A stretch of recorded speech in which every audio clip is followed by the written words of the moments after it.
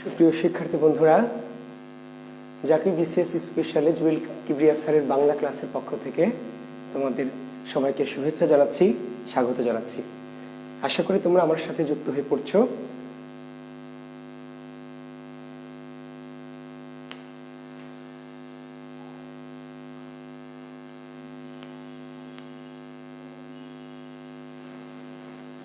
তাহলে আমরা আজকের ক্লাস শুরু করছি।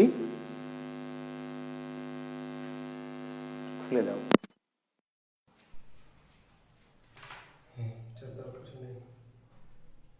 আচ্ছা, দেখো তো এবার মোটামুটি ঠিক আছে কিনা শব্দ শিক্ষার্থী বন্ধুরা? এবার কি শোনা যাচ্ছে? ঠিক আছে?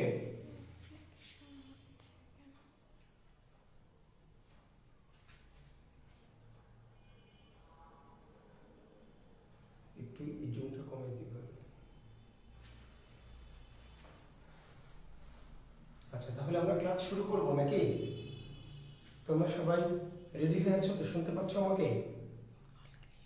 আচ্ছা, ঠিক আছে, তাহলে আমরা ক্লাস শুরু করছি। তো শুরুতেই গত ক্লাসের দু একটি বিষয় যারা পরে প্রশ্ন করেছিলে আমি সেগুলো দেখেছি।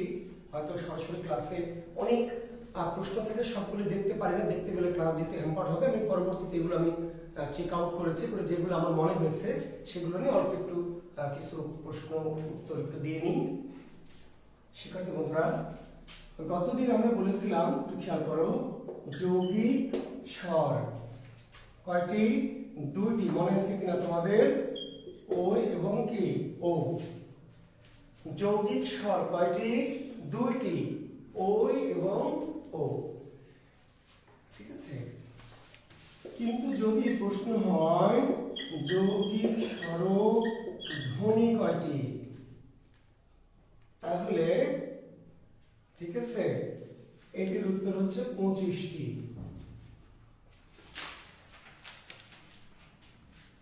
তোমরা যাদের কোশ্চেন আছে এখন করতে পারো অল্পটা। আমি গতদিন তাহলে যৌগিক স্বর কয়টি? দুইটি। যৌগিক স্বর বা যৌগিক স্বর বর্ণ, যৌগিক স্বর বা যৌগিক স্বর বর্ণ কয়টি?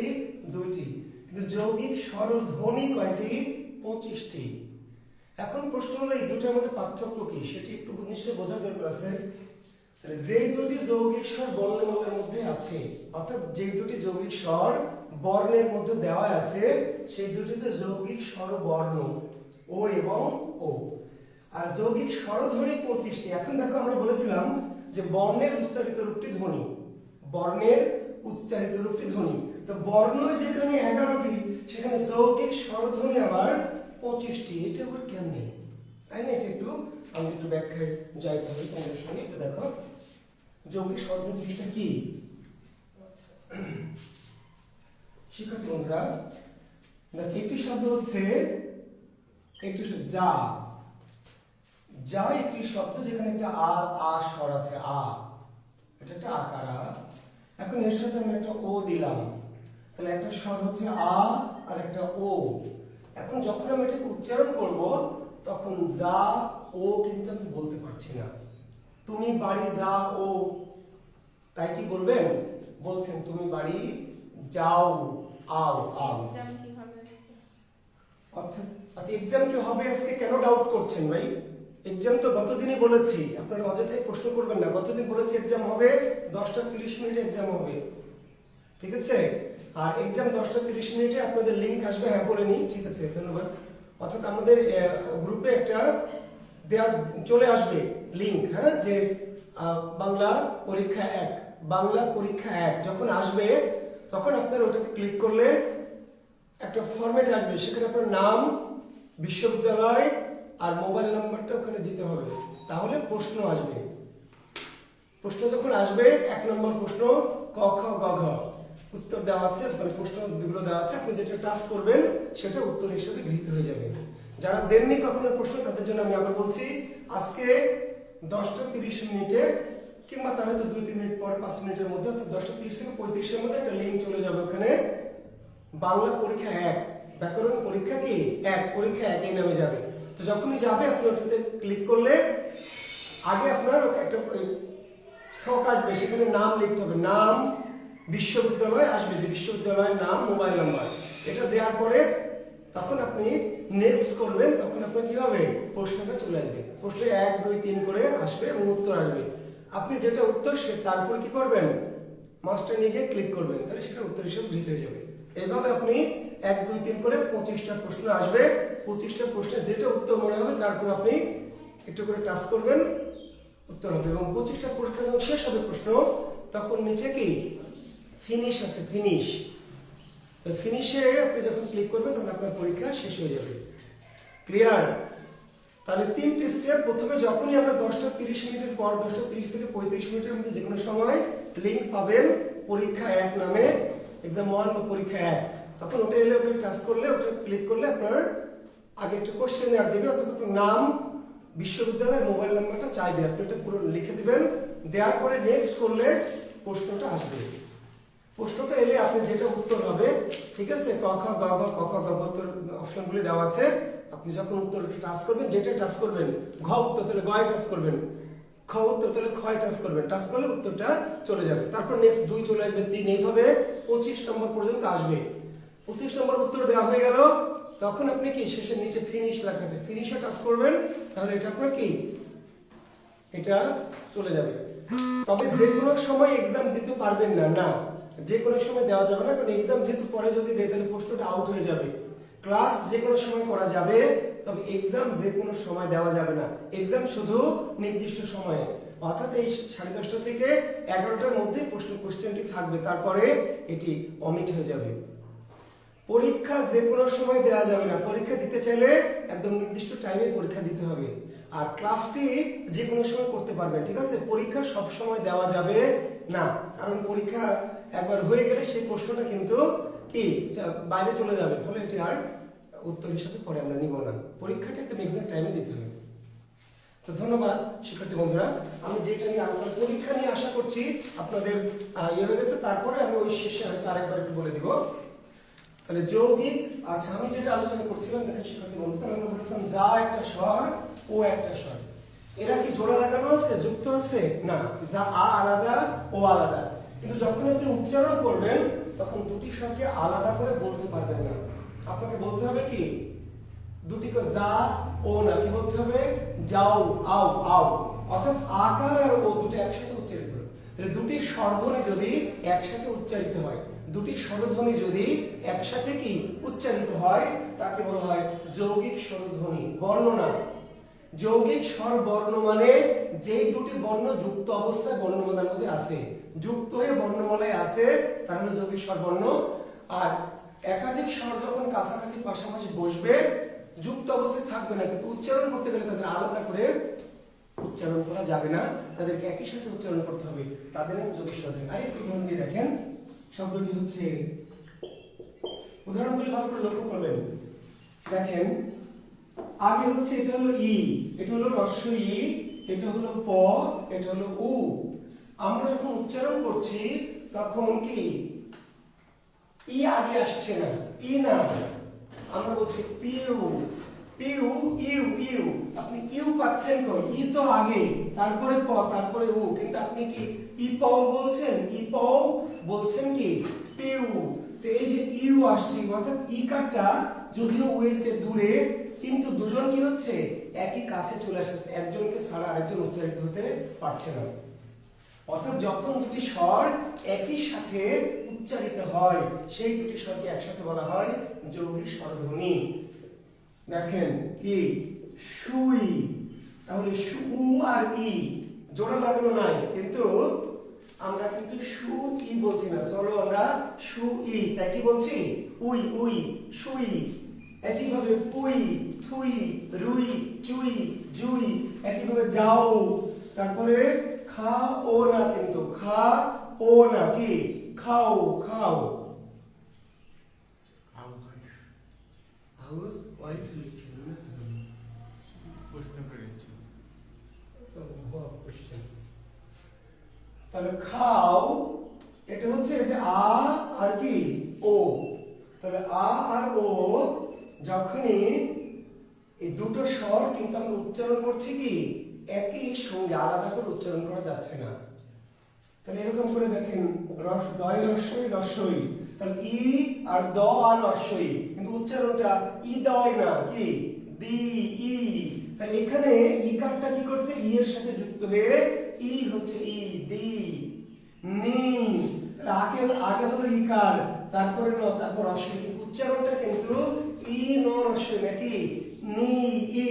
অর্থাৎ দুটো ই একই সাথে, দুটো স্বর যখন একই সাথে উচ্চারিত হয় তখন এই ধরনের উচ্চারণকে বলা হয় যৌগিক স্বরধ্বনি। তো এই রকমের যে দি নি সুই থুই ফুই রুই চুই যাও আও পাও খাও, এরকম স্বরধ্বনির সংখ্যা কয়টি, 25টি। যৌগিক স্বরধ্বনির সংখ্যা 25টি, ঠিক আছে। তবে একটা দ্বিমত আছে, আব্দুল হাই, ডক্টর আব্দুল হাইয়ের মতে 31টি। যদি বিকল্প কোন উত্তরের দরকার হয়, যে বললাম বিশেষ অনুসারে বিকল্প 25টি উত্তর নাই, তাহলে উত্তর দিতে হবে 31টি। একজন ভাষাবিজ্ঞানী আব্দুল হাইয়ের মতে যৌগিক স্বরধ্বনি 31টি, কিন্তু বেশিরভাগ ভাষাবিজ্ঞানের মধ্যে কয়টি, 25টি। এখন আপনি বোকার মতো প্রশ্ন করবেন, স্যার 25 এর 30 দুটাই যদি থাকে, তাহলে দুটাই যদি থাকে অবশ্যই 25টি, দুটাই যদি থাকে অবশ্যই 25টি। 25 থাকলে আর অন্য কিছু উত্তর দেওয়া যাবে না। তাহলে 25 যদি না থাকে তাহলে বিকল্প উত্তর দিব আমরা কি 31, ঠিক আছে, 25 না থাকলে। আব্দুল হাই, এই ভাষাবিজ্ঞানী আব্দুল হাইয়ের মধ্যে যৌগিক স্বরধ্বনি 31টি, কিন্তু ম্যাক্সিমাম ভাষাবিজ্ঞানের মধ্যে যৌগিক স্বরধ্বনি 25টি। ক্লিয়ার? আর যৌগিক স্বরবর্ণ কয়টি, দুইটি। আমরা গত ক্লাসে স্বরবর্ণ দুইটি, যে দুটি বর্ণ বর্ণমালার মধ্যে জোড়া লাগানো অবস্থাতে আছে, জোড়া লাগানো অবস্থাতে আছে তার হলো যৌগিক স্বরবর্ণ। আর যে দুটি জোড়া লাগানো নাই কিন্তু উচ্চারণ করতে গিয়ে যাদেরকে আলাদা করে উচ্চারণ না করে একই সাথে উচ্চারণ করতে হয়, দুটি স্বর যদি একই সাথে এক নিঃশ্বাসে উচ্চারিত হয় সেই দুটি স্বরকে একসাথে বলা হয় যৌগিক স্বরধ্বনি। তো আমরা আপনার আরেকটু প্রশ্ন করেছেন দ্বিস্বর, দ্বিস্বর যৌগিক স্বরের অপর নাম দ্বিস্বরধ্বনি বা যুগ্ম স্বরধ্বনি। যৌগিক স্বরধ্বনির অপর নাম কি, দ্বিস্বরধ্বনি বা যুগ্ম স্বরধ্বনি। যার নাম যৌগিক স্বরধ্বনি তার নামই দ্বিস্বরধ্বনি, তার নামই যুগ্ম স্বরধ্বনি, ঠিক আছে। আচ্ছা, অর্ধস্বর বুঝতে পারেননি, অর্ধস্বর তো বোঝায়নি, অর্ধস্বর তো আজকে আসবো, ব্যঞ্জনে আমরা আসিনি এখনো, অর্ধস্বর ব্যঞ্জনের বিষয়, ঠিক আছে, একজন প্রশ্ন করেছেন। তো আমরা তাহলে আজকে আরেকটা বিষয়, একটু স্বরবর্ণের উচ্চারণগুলো নিয়ে একটু কথা বলবো। স্বরবর্ণের উচ্চারণ একটু দেখবেন শিক্ষার্থী বন্ধুরা, একটু লেখেন আমার সাথে। একটি হলো অ, একটি হলো আ, হ্রস্বই দীর্ঘই, হ্রস্ব দীর্ঘ, রি এ ওই ও এবং ও। অ আর আ এই দুটি বর্ণের উচ্চারণ স্থান কি, কণ্ঠ। অ এবং আ কোথা থেকে উচ্চারিত হয়, কণ্ঠ থেকে। অ আ কণ্ঠ স্বরধ্বনি, কণ্ঠ স্বরধ্বনি। হ্রস্ব ই দীর্ঘ ই এই দুটিকে বলা হয় তালব্য স্বর, তালব্য স্বরধ্বনি, উচ্চারণ স্থান তালু।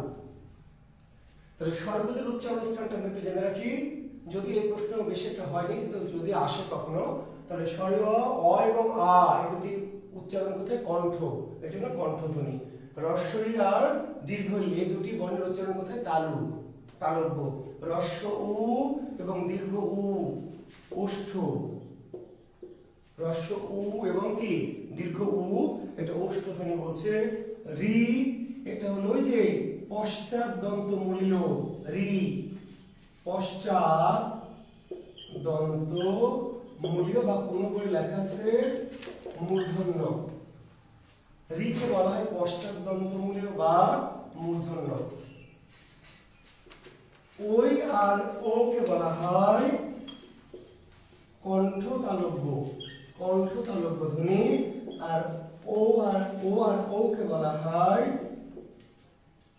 কণ্ঠস্থ, কণ্ঠস্থ ধ্বনি।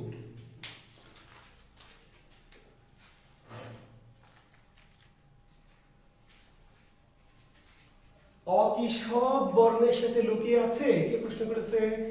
আচ্ছা, সব বর্ণের সাথে নাই, তবে অধিকাংশ বর্ণের সাথে আছে। অধিকাংশ বর্ণের সাথে কি অ আছে, যেমন ব্যঞ্জন খণ্ডত্বয়ের সাথে অ নাই, খণ্ডত্বয়ের সাথে অ নাই, ঠিক আছে। তারপরে ওই যে আমরা যেগুলো পড়াচ্ছি অনুস্বার, বিসর্গ, চন্দ্রবিন্দু এগুলির সাথে অ নাই, কিন্তু ম্যাক্সিমাম ব্যঞ্জনের সাথে কি ও আছে। সবই যদি বলেন সবার সাথে আছে কিনা, তার উত্তর না। দুই একটি ব্যঞ্জন আছে যাদের সাথে অ নাই, যেমন খণ্ড ত, এর সাথে কি অ নাই। অনুস্বার বিসর্গ চন্দ্রবিন্দু, এই বর্ণগুলির সঙ্গে অ নাই। তাহলে কণ্ঠ স্বরধ্বনি কোনটি? অ আ হলো কণ্ঠ স্বরধ্বনি, হ্রস্বই দীর্ঘই হলো তালব্য স্বরধ্বনি, হ্রস্ব দীর্ঘ হলো ওষ্ঠ স্বরধ্বনি, ঋ হচ্ছে পশ্চাৎ দন্তধ্বনি বা মূর্ধন্য স্বরধ্বনি, এ ওই হচ্ছে কণ্ঠ তালব্য ধ্বনি এবং ও ও হচ্ছে কণ্ঠস্থ। নিচের কোনটি? কণ্ঠস্থ ধ্বনি। কণ্ঠস্থ হচ্ছে ও এবং ও, কণ্ঠ প্লাস ওষ্ঠ, এ ওই কণ্ঠ প্লাস তালব্য। পরীক্ষায় কখনো আসেনি, কিন্তু বিশেষ পরীক্ষার্থী যারা তারা জেনে রাখবেন, বাইচান্স যদি কখনো একটু কঠিন কোশ্চেন করে, জটিল প্রশ্ন করে, তাহলে কিন্তু এই ধরনের প্রশ্ন আসতে পারে। ঠিক আছে, একটু মাথায় রাখবেন। তো স্বরবর্ণ নিয়ে মোটামুটি আমার আর অতিরিক্ত কোনো আলোচনা নেই, স্বরবর্ণ নিয়ে নেই। আমরা আজকে চলে যাব কি ব্যঞ্জন বর্ণের আলোচনায়।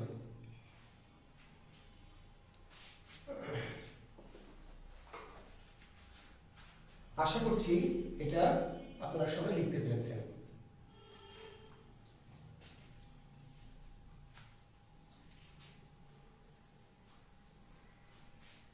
আজকে আমরা ব্যঞ্জন ধ্বনিগুলো নিয়ে কথাবার্তা বলবো। একটু লিখবেন সবাই, আমার সাথে সাথে একটু লেখেন।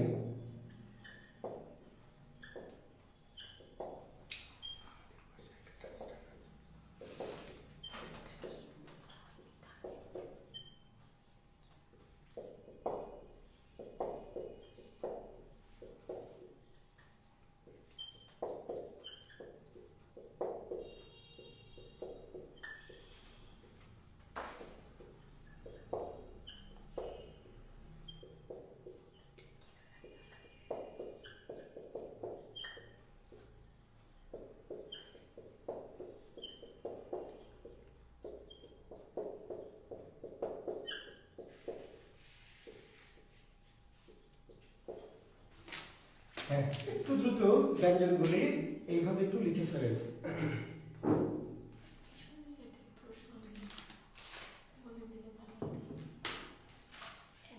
অ্যাডমিশনে বিসিএস এ যা, তার চেয়ে কোনো কিছু কম নাই। অ্যাডমিশন রিলেটেড কোশ্চেন মানে যা কিছু পড়াচ্ছি এর সব কিছু অ্যাডমিশন রিলেটেড কোশ্চেন। আমি আবার বলছি, বিসিএস একটু বেশি জটিল হয় বিধায় বলছি, কিন্তু এমন না যে অ্যাডমিশনে জটিল হয় না। অ্যাডমিশনে সহজ প্রশ্ন হয়, জটিল হয়। জটিলগুলো পারলেই তো আপনি কি করবেন, ইউনিটে ফার্স্ট সেকেন্ড থার্ড হবেন।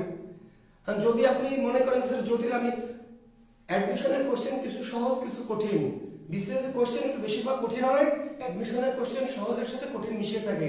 সহজগুলি পারবেন, কঠিনগুলি পারবেন না তা তো হবে না। অন্যরা পারবে না, কিন্তু আপনাকে পারতে হবে, এটি আমাদের চ্যালেঞ্জ। তার মানে সহজ হলে তো পারবেন না, সবাই পারবে, আপনিও পারবেন। কিন্তু কঠিন যদি আসে তাহলে অন্যরা পারবেন না, আপনাকে কি আপনি পারবেন। এই জন্যই তো কোর্স। তার মানে আমি তো সহজ বাদ দিয়ে শুধু কঠিন করাচ্ছি না, সহজগুলিও করাচ্ছি, কঠিনগুলিও করাচ্ছি। তাহলে দুটো লাভ হবে, সহজ তো পারবেনই সবার সাথে, এমনকি বেশি কঠিন হলে আপনি পারবেন যা অন্যরা পারবে না। তাহলে অ্যাডমিশন আপনার লাভ হবে না। আমি বিসিএস এর কথা এই জন্য বলছি, বিসিএস এর জটিল প্রশ্ন বেশি হয়। ঠিক আছে, জটিল কোশ্চেন একটু পরীক্ষাকে টার্গেটই থাকে কেমন করে একটু জটিল করবো, কিন্তু অ্যাডমিশনে সহজের মাঝে মাঝে একটু কি জটিল মিশানো থাকে। তার মানে জটিল শিখলে আপনার ক্ষতি হবে না, জটিলগুলো শিখলে আপনার কি লাভই হবে। কারণ যেই প্রশ্নটি অন্য কেউ উত্তর দিতে পারছে না, এমন কোশ্চেনের উত্তর কিন্তু আপনি কি পারবেন। তো যেটা আপনার ইউনিটে কিন্তু ফার্স্ট সেকেন্ড করতে পারে, 10-এর মধ্যে থাকবে। কারা 10-এর মধ্যে থাকে? ঢাকা বিশ্ববিদ্যালয়ে ফার্স্ট সেকেন্ড কারা হয় বলেন? ইউনিটে ফার্স্ট সেকেন্ড কারা হয়? যারা জটিল কোশ্চেনগুলি পারে। 2-4টা কোশ্চেন আছে যে কেউই পারে না, সেগুলি যারা পারে তারাই তো ফার্স্ট হয়। বুঝতে পেরেছেন? তো আপনি একটু কঠিন শিখলে যখন ক্ষতি হচ্ছে, তার এটা আপনার জন্য আরো প্লাস পয়েন্ট হচ্ছে। এমন তো না যে আমি সহজ বাদ দিয়ে কঠিন শিখাচ্ছি, বুঝতে পেরেছেন? সহজও শিখছেন, কঠিনটাও শিখছেন, তাহলে আপনার জন্য কিন্তু পথটা আরো কি ভালো হচ্ছে, সেটা আপনি বুঝতে পারবেন। পরীক্ষা যখন দিবেন, যখন দেখবেন যে বাংলা আপনার একটি কোশ্চেন আনকমন নেই অ্যাডমিশনে, তাহলে আপনি বুঝতে পারবেন যে হ্যাঁ স্যার যা বলেছিল এটা ঠিক আছে। তখন আপনি বুঝতে পারবেন, এখন বুঝবেন না। ঠিক আছে? আচ্ছা, আমরা ব্যঞ্জনগুলি আশা করি লিখতে পেরেছি। ব্যঞ্জন বর্ণগুলি লিখেছি, দেখেন 39টি ব্যঞ্জন, তাই না? কয়টি ব্যঞ্জন? 39টি। শিক্ষার্থী বন্ধুরা, তাহলে আমরা এখন এখান থেকে একটা প্রথমে একটা দেখে নেব যে মাত্রাহীন ব্যঞ্জন কয়টি। লিখেন মাত্রাহীন। মাত্রাহীন ব্যঞ্জন কয়টি একটু খুঁজে বের করেন তো। ওয়ার্ক করেন, ওয়ার্ক ক্লাস ওয়ার্ক, মাত্রাহীন ব্যঞ্জনগুলি খুঁজে বের করেন। একটু দ্রুত, আমি 30 সেকেন্ড সময় দিচ্ছি, মাত্রাহীন ব্যঞ্জনগুলি খুঁজে বের করেন।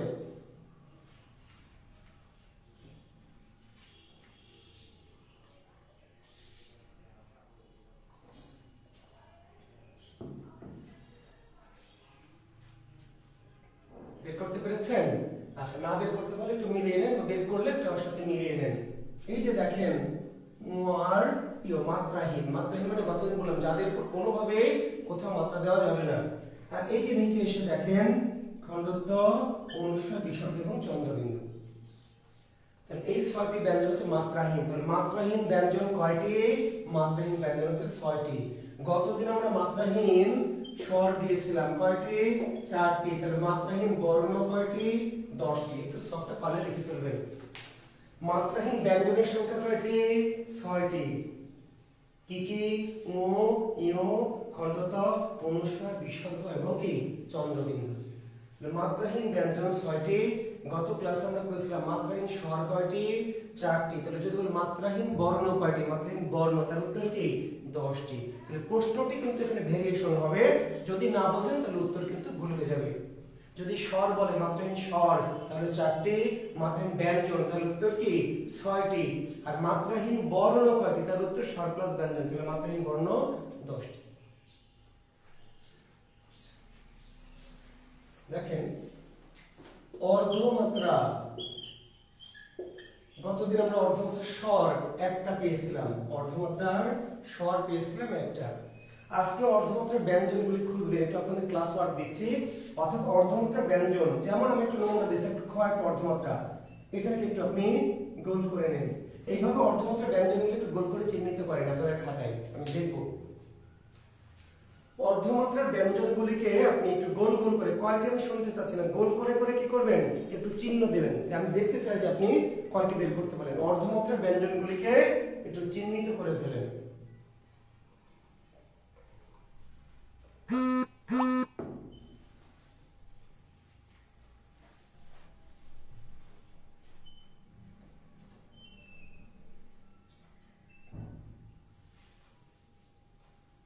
করছেন? হ্যাঁ, একটু দ্রুত করবেন ওয়ার্ক টু গুলি, ক্লাস ওয়ার্ক গুলি, তাহলে আমরা একটু বেশি পড়াতে পারবো।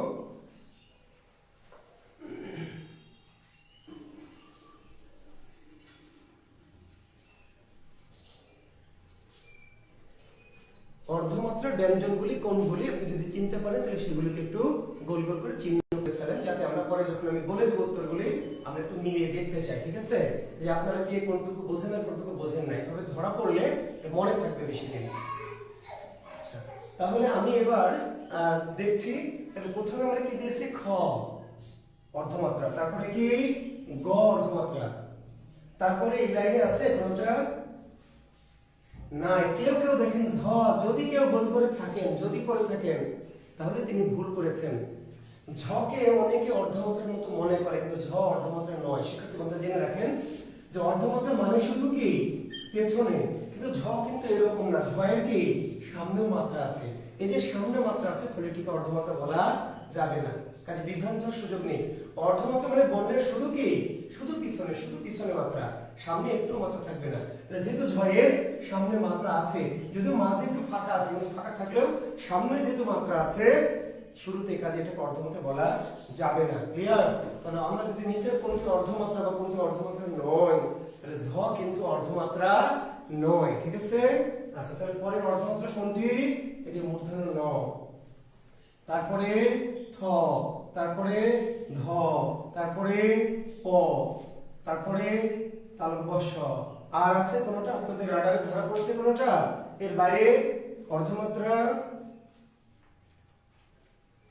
তাহলে অর্ধমাত্রার ব্যঞ্জন কয়টি?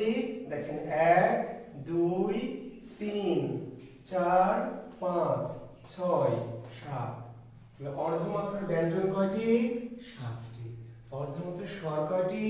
1টি। তাহলে অর্ধমাত্রার বর্ণ কয়টি? 8টি।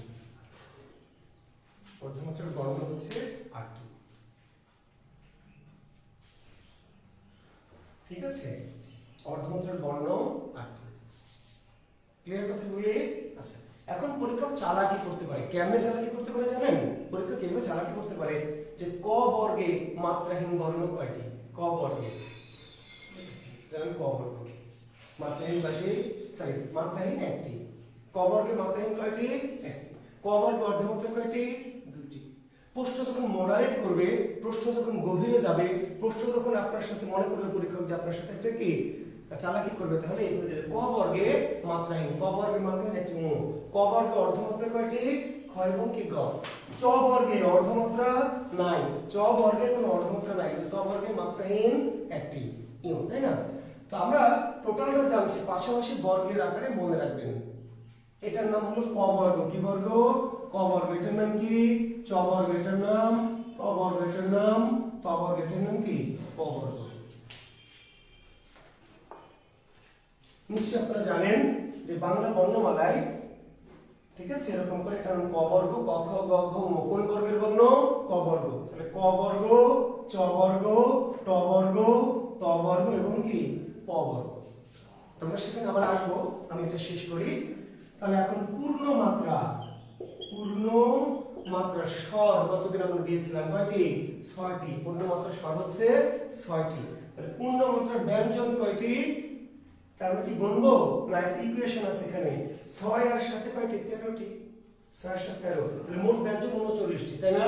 তাহলে মোট 39টি ব্যঞ্জন। মোট ব্যঞ্জন কয়টি? 39টি। মাত্রাহীন 6টি, অর্ধমাত্রা 7টি, তাহলে এখানে 13টি বাদ, তাহলে 26। পূর্ণ মাত্রার বর্ণ কয়টি? 26টি। ঠিক আছে শিক্ষার্থী বন্ধুরা, পূর্ণ মাত্রা তাহলে অর্ধমাত্রার মাত্রাহীনগুলো বাদ দিলে বাকিগুলো কি পূর্ণ মাত্রা। তাহলে পূর্ণ মাত্রার ব্যঞ্জন 26টি, পূর্ণ মাত্রার স্বর 6টি, তাহলে পূর্ণ মাত্রার বর্ণ কয়টি? এই দুটোর যোগফল 32টি।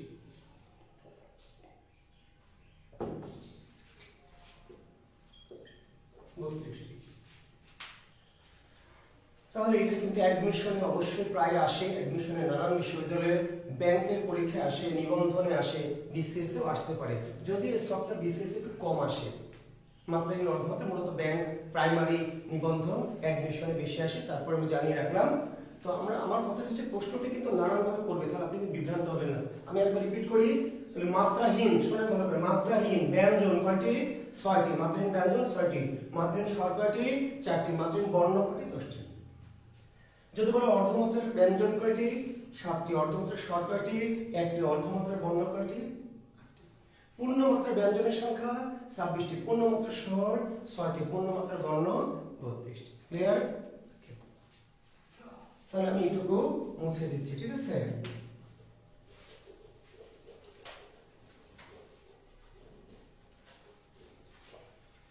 শিক্ষার্থী বন্ধুরা, এখন তোমরা একটা জিনিস খেয়াল করো যে আমরা ক খ গ ঘ ঙ লিখেছি, থেমে গেছে। আচ্ছা এই পারে কি আমার আরো জায়গা আছে না? বলে অনেকটাই আছে, তো এই অনেক জায়গা আছে। তো আমি চাইলে এখানে ওর পরে চ ছ জ ঝ এগুলো লিখতে পারতাম না? পারতাম না?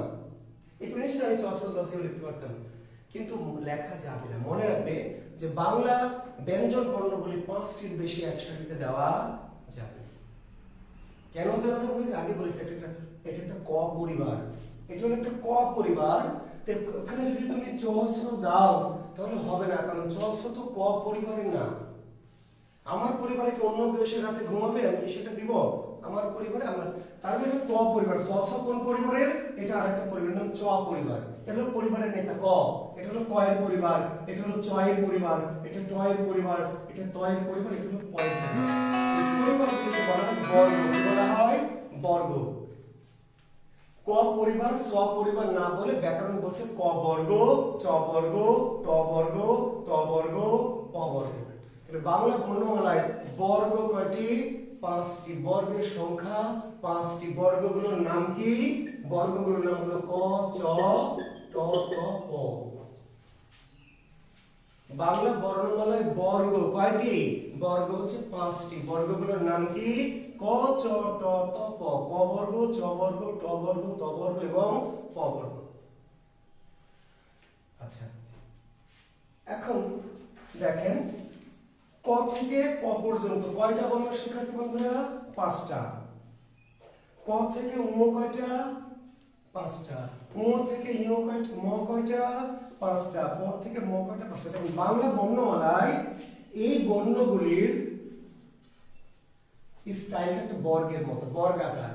ক ক থেকে ম পর্যন্ত এই বর্ণগুলির চেহারাটা কেমন, একটা বর্গাকার সাজানোটা। এই বর্ণগুলোকে বলা হয় বর্গীয় বর্ণ। কি বর্ণ? বর্গীয়। বর্গীয়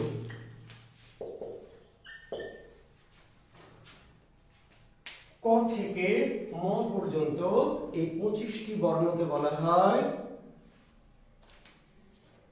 আচ্ছা বাংলা ভাষায় ব্যবহৃত ধ্বনি আসবো, উত্তর দিব। হ্যাঁ, ধ্বনি প্রশ্ন করেছেন, বাংলা ভাষায় ব্যবহৃত ধ্বনি আসছি ভাই, একটু ওয়েট করে। আমি কিন্তু বলেছি একটা কথা আপনাদের, আপনারা মনে হয় বোঝেননি আমার কথাটি প্রথম ক্লাসে, অথবা ক্লাস আপনারা অমনোযোগী। আমি বলেছি আমি তো টপিকটা পড়াচ্ছি, শেষে গিয়ে আমি প্রশ্ন করার সুযোগ দিব। আমি তো পড়া শুরু করলাম না, আপনি প্রশ্ন করলে পিছন থেকে কেমনে হবে, বুঝেন নাই? তারপরে আমি তো আস্তে আস্তে যাব। আমি তো একবার এখান থেকে রাজশাহী থেকে উঠে ডাইরেক্ট ঢাকায় পৌঁছে যাবো না, আমি নাটোর যাব, নাটোর থেকে সিরাজগঞ্জ যাব, তাই না? তারপর টাঙ্গাইল যাব, তারপর ঢাকা যাব। তা আপনি বর্ণমালা আমি তো শেষ করছেন, ব্যঞ্জন আমি পড়াই, তাহলে কোশ্চেন করে রাখেন, আমি রাখলাম, পরে উত্তর দিব, নাহলে শেষের দিকে করবেন, কারণ আমি প্রত্যেকটা কথাই যাব। তাহলে ক থেকে ম পর্যন্ত এই 25টি বর্ণকে বলা হয় বর্গীয়। কেন বর্গীয়? যদি প্রশ্ন করি কেন বর্গীয়, তার উত্তর দিবেন এদের অবস্থানটা কোন বর্গাকার। বর্ণগুলি বর্গাকারে সাজানো বলে এদের নাম বর্গীয়। নিচের বর্ণগুলো কি বর্গাকারে সাজানো আছে? নাই, 3 4 4 3 নাই। তাহলে এই বর্ণগুলোর বর্গাকার, বর্গীয়। তাহলে বাংলা বর্ণমালে বর্গীয় বর্ণ কয়টি? 25টি। কোন 25টি? ক থেকে ম পর্যন্ত। কিন্তু বর্গ কয়টি? বলবেন 5টি। বর্গ, প্রতিটা বর্গে বর্ণ কয়টি? 5টি। ক্লিয়ার? বাংলা বর্ণমালায় বর্গ হচ্ছে 5টি, ক চ ট ত প, প্রতিটা বর্গে বর্ণ 5টি। কাজে বর্গীয় বর্ণ কয়টি? 25টি, ক থেকে ম পর্যন্ত। কিন্তু এদেরই আবার অপর নাম হচ্ছে বর্গীয় বা স্পর্শ বা স্পৃষ্ট। যাদের নাম বর্গীয় তাদের নাম স্পর্শ বা স্পৃষ্ট। তাহলে স্পর্শ বর্ণ কয়টি? তার উত্তর 25টি। কোন 25টি? ক থেকে ম। স্পৃষ্ট বর্ণ কয়টি? তার উত্তর ক থেকে ম 25টি। তার মানে যেই বর্ণগুলিকে আমরা বর্গীয় বর্ণ বলছি তাদেরই অপর নাম স্পর্শ বা স্পৃষ্ট। এখন বর্গীয় কেন, তার একটা কারণ বললাম, বর্গাকারে আছে, এজন্য তো বর্গীয়। তাহলে স্পর্শ বা স্পৃষ্ট কেন? এই ব্যঞ্জনগুলি উচ্চারণ করতে গিয়ে জিহ্বাটা মুখের কোণা কোণা থেকে স্পর্শ করে। যে ব্যঞ্জন ধ্বনিগুলো উচ্চারণে জিহ্বা মুখের কোণা কোণে প্রত্যঙ্গকে স্পর্শ করে সেই ব্যঞ্জনগুলির নাম স্পর্শ বা স্পৃষ্ট। অর্থাৎ আমরা যখন এই ব্যঞ্জনগুলো উচ্চারণ করি তখন এরা মুখের কোণা কোণা জায়গাকে কি করে? স্পর্শ ঘটায়, ফলে এদের নাম স্পর্শ বা স্পৃষ্ট। স্পর্শের নামে কি? স্পৃষ্ট। তাহলে ক থেকে ম পর্যন্ত এই 25টি ব্যঞ্জন যখন আমরা বলবো মুখের মধ্যে, তখন এই জিহ্বাটা কোথাও না কোথাও কি করবে? স্পর্শ করবে। এখন এই 25টি বর্ণ যে স্পর্শ করে এটুকুই কিন্তু আপনার কাজ না, আরো কাজ আছে। কি কাজ? এই 25টি ব্যঞ্জন কে কোথায় স্পর্শ করে যেটি আসবে পরীক্ষায়। কোন পরীক্ষায়? সকল পরীক্ষায়। কেমনে প্রশ্ন হবে? বলবে ঝ এর উচ্চারণ স্থান কোনটি, ট এর উচ্চারণ স্থান কোনটি, দ এর উচ্চারণ স্থানের নাম কি, প কোথা থেকে উচ্চারিত হয়, ক কোথা থেকে উচ্চারিত হয়, ব কোথায় স্পর্শ করে। এই 25টা ব্যঞ্জন কোথায় স্পর্শ করে, কোথা থেকে উচ্চারিত হয়, হ্যাঁ, উচ্চারণ স্থানের নাম কি, 25টি বর্ণ আপনাকে জানতে হবে। কিন্তু মজার বিষয় দেখেন, এই 25টা ব্যঞ্জন কোথা থেকে উচ্চারিত হয়, কোথায় স্পর্শ করে, প্রত্যেকেই জানেন। এই যে আমার এই কোর্সে প্রায় 1300-এর মতো শিক্ষার্থী আছেন, একজনও জানেন না এমন কেউ নাই যে আপনি জানেন না, কিন্তু পরীক্ষায় এলে পারবেন না। কেন পারবেন না? এটা তো মিরাকেল। আপনি আবার বলছি, এই যে ক থেকে ম পর্যন্ত যে 25টা ব্যঞ্জন, কোন ব্যঞ্জনটি কোথা থেকে উচ্চারিত হয়, কোথায় স্পর্শ করে, প্রত্যেকেই জানে, কিন্তু পরীক্ষায় এলে আর পারে না। কি মজার বিষয় না, যে কি যে জানি তাই তো জানি না। এখন দেখেন একটা বিষয় বলি, আপনি যে জানেন, এখন অনেকে মনে মনে বলছেন না স্যার এটা আপনি ভুল মারতেছেন, আমি তো জানি না, আমি তো কোনোদিন এগুলো পড়িনি, আমি একদম নতুন, কোনোদিন কোচিংও করিনি, প্রাইভেট পড়িনি, এগুলো আমি জানি না। আপনি প্রত্যেকে জানেন যে তার আমি প্রমাণ করে দিচ্ছি, এখনই প্রমাণ করে দেবো যে আপনি জানেন। আচ্ছা, একটু আমার সাথে বলতে হবে। ওই যে বললাম যে ধ্বনিতত্ত্বের ক্লাস মানে কিন্তু তত্ত্বীয় কম, প্র্যাকটিক্যাল। আচ্ছা, আমার সাথে কিছু উচ্চারণ করবেন, বলেন তো, প বলেন, প, প, ফ, ব, ভ, ম, প, ফ, ব, ভ, ম। বলছেন? বলবেন, না বললে কিন্তু আপনি ঠকে যাবেন। আমার কাছে শিখতে এসেছেন, শেখার মানসিকতা থাকলে আমার সাথে একটু বলবেন। যখন আপনি প বলছেন, ফ ব ভ, দেখেন দুটো ঠোঁট কি এক জায়গায় স্পর্শ করছে না? দুটো ঠোঁট কি করছে? স্পর্শ করছে। প ফ ব ভ স্পর্শ করছে। আচ্ছা আপনি এটা করেন তো, চেষ্টা করেন তো ভাই আপনারা, যে আমি স্পর্শ করবো না স্যার, দেখি তো বলা যায় কিনা, আমি স্পর্শ করবো না। স্পর্শ না করে যত কাছে আসে আমরা দুটো ঠোঁটকে লাগাবো, একটু প বলার চেষ্টা করি তো, বলেন তো, দেখেন তো হবে? হ হ হ। প বলতে চাইলে অবশ্যই আপনাকে দুটো ঠোঁটকে কি স্পর্শ করতে হবে। সেই জন্য তিনি স্পর্শ বলল, কি বলল? স্পর্শ। আর কোথায় স্পর্শ করতে হচ্ছে? ঠোঁটে। স্পর্শ কোথায় ঘটছে? ঠোঁটে, ঠোঁটে। তাহলে এই বর্ণগুলির উচ্চারণ স্থানের নাম কি? ঠোঁট। উচ্চারণ স্থানটা ঠোঁট। কিন্তু একটা ঝামেলা হলো যে বাংলা ব্যাকরণ ঠোঁট বোঝে না। আপনাদেরকে একটা গোপন কথা বলে দিই, এই গোপন কথাগুলো সব বইটয়ে পাওয়া যাবে না এবং কেউ বলবে না। বাংলা ব্যাকরণের এই যে বাংলা ব্যাকরণ হচ্ছে ঠোঁট, বাংলা ব্যাকরণ ঠোঁট বোঝে না। কেন বোঝে না? বাংলা ব্যাকরণ বাংলা শব্দ বোঝে না। ভালো করে শুনবেন, বাংলা ব্যাকরণ বাংলা শব্দ বোঝে না, কারণ বাংলা ব্যাকরণের পাসওয়ার্ড বা কোড হচ্ছে সংস্কৃত।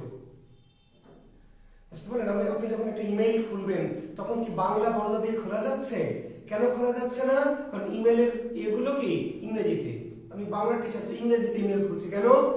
তাই না? বাংলা এখানে কোনো অপশন নাই, আপনি অবশ্যই ইংরেজিতে করতে হচ্ছে। ঠিক বাংলা ব্যাকরণ, এই বাংলা ব্যাকরণের পাসওয়ার্ড বা কোড হচ্ছে সংস্কৃত। ফলে বাংলা ব্যাকরণ ঠোঁট বোঝে না। আসলে আমরা বলছি ঠোঁটে স্পর্শ করে, ব্যাকরণ বলছে ওষ্ঠ। ঠোঁটেরই ব্যাকরণের নাম কি? ওষ্ঠ। সংস্কৃত ওষ্ঠ। বাংলা ব্যাকরণ দাঁত বোঝে না, দাঁত বোঝে না, বোঝে কি? দন্ত। চোখ বোঝে না, বোঝে কি? চক্ষু। নাক বোঝে না, বাংলা ব্যাকরণ। এগুলো বুঝতে হবে আপনাকে, তাহলে আপনার ব্যাকরণটা সুবিধা হবে। নাক বোঝে না, বোঝে নাসিক্য। কান বাংলা ব্যাকরণ বোঝে না, বোঝে কি? কর্ণ।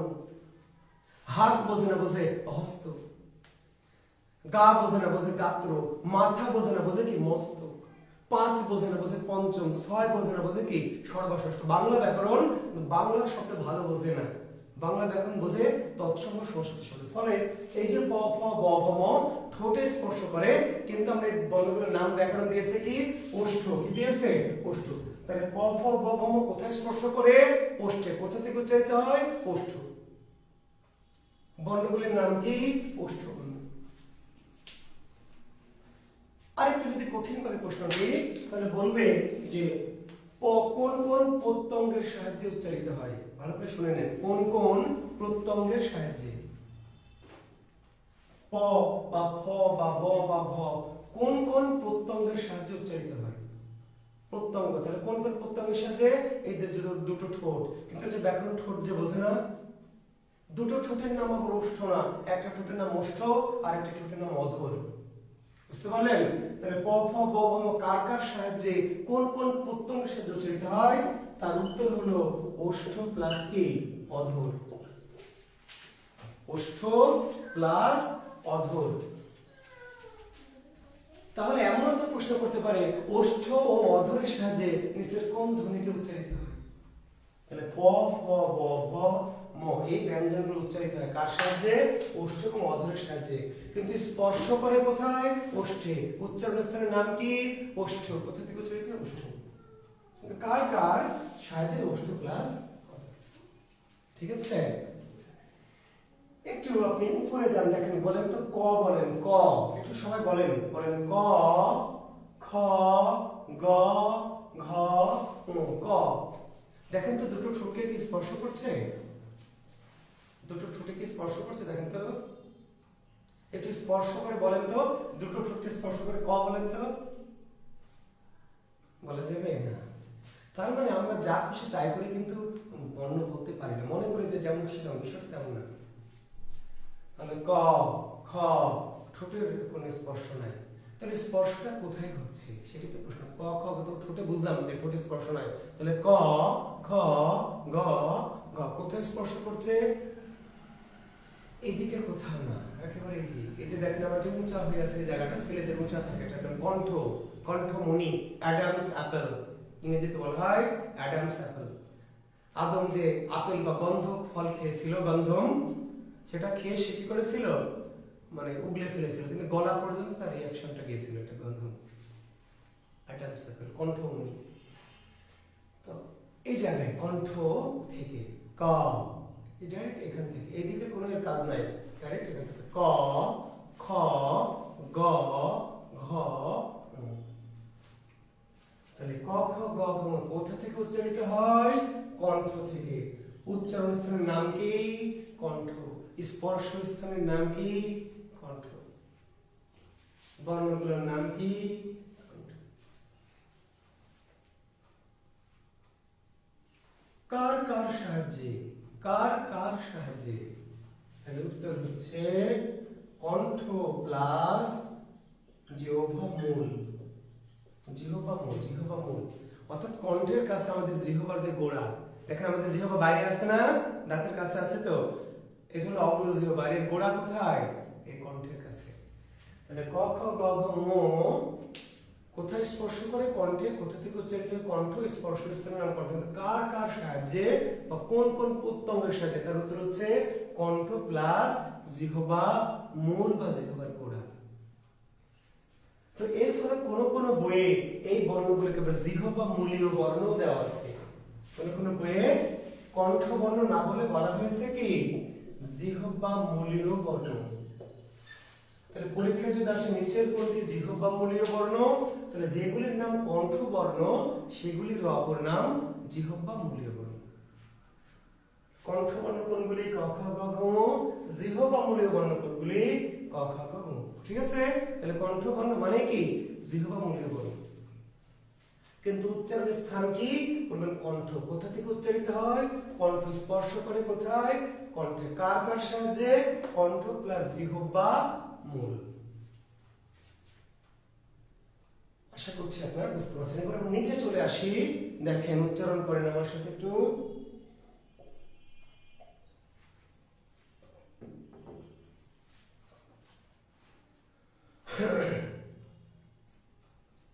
চ বলেন একটু সবাই। চ, ছ, জ, ঝ। চ, ছ, জ, ঝ। জিহ্বাটা দেখেন স্পর্শ করছে। কোথায় স্পর্শ করছে দেখেন তো? জিহ্বাটা লক্ষ্য করেন, লক্ষ্য করতে হবে, বুঝে নিতে হবে। বলেছি আমরা কিন্তু বিজ্ঞাপনে বলেছি, বিজ্ঞাপনী ভাষা বলিনি ভাই, আমরা যেটা বাস্তব রিয়েলিটি, যে বাংলা ব্যাকরণ কিন্তু আপনাকে বুঝে পড়তে হবে। বুঝে পড়লে আর কোনোদিন পড়তে হবে না, ভুল হবে না। আর যদি না বুঝে পড়েন, বারবার পড়বেন, বারবার কিন্তু বারবার ভুলে যাবেন। আর যেন ভুল না হয়, যেন আমরা বুঝে পড়বো বলে তো আমরা ব্যাকরণের কোর্সটি চালু করেছি, বিজ্ঞাপন দিয়েছি বাংলা ব্যাকরণ বুঝে পড়াবো আমরা।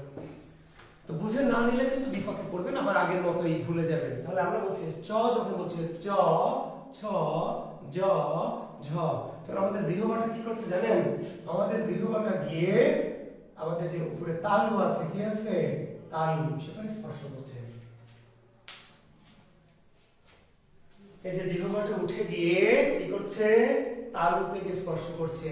চ, ছ, জ, ঝ করছে না? চেষ্টা করেন যে জিহ্বাটা আমরা তালুতে লাগাবো না। আমরা যেমন করে ক বললাম, ক, ক জিহ্বা লেগেছে উপরে, ক না, খ, গ লাগেনি। তো আমরা জিহ্বা না লাগিয়ে সটা বলার চেষ্টা করি, তো জিহ্বাটাকে নিচের দিকে রাখি, উপরে উঠাবো না। বলেন হা, হা, হা, হা, কাহা, কাহা, আখে আখে হবে। যতক্ষণ আপনি জিহ্বাকে তালুর সাথে স্পর্শ করবেন ততক্ষণ চ, ছ, জ, ঝ বলা যাবে না। তাহলে ঝ কোথায় স্পর্শ করে, জ কোথায় স্পর্শ করে, এটাকে আপনাকে বই পড়ে মুখস্থ করে উত্তর দিতে হবে। এখন ছাত্ররা পড়ে উত্তর দেয়, পড়ে কেমনে পড়ে? মুখস্থ করে। নাম নাম ক, খ, গ, ঘ, কণ্ঠ কণ্ঠ, ক, খ, গ, ঘ, ক, খ, গ, কণ্ঠ, নাম চ, ছ, চ, ছ, জ, ছ, ছ, জ, তালব তালব তালব, প, প, ব, প, প, ব, উষ্ঠ উষ্ঠ উষ্ঠ। এভাবে পড়ে হওয়া যায়। পরীক্ষায় যে এসে প, প কোথায় স্পর্শ করে ভুলে গেছে। প, প, বলছে দোস্ত, প, প, আরে শালা, প, প। আপনি দেখেন যে শালা বা দোস্তকে জিজ্ঞেস করার কিন্তু দরকার নাই, কারণ প, প কিন্তু আপনাকে বলে দিচ্ছে যে আমি প, প। তাহলে প কোথায় স্পর্শ করে এটা বন্ধুকে জিজ্ঞেস করার দরকার নাই, পকে জিজ্ঞেস করেন তাহলে বলে দিবে যে প, এই যে আমি হচ্ছি প প। আপনি ঝকে জিজ্ঞেস করেন ঝ ঝ, ঠোঁট কিন্তু ফাঁকা আছে, ঝ ঠোঁটে না, জিহ্বাটা কি কোথায় লাগছে?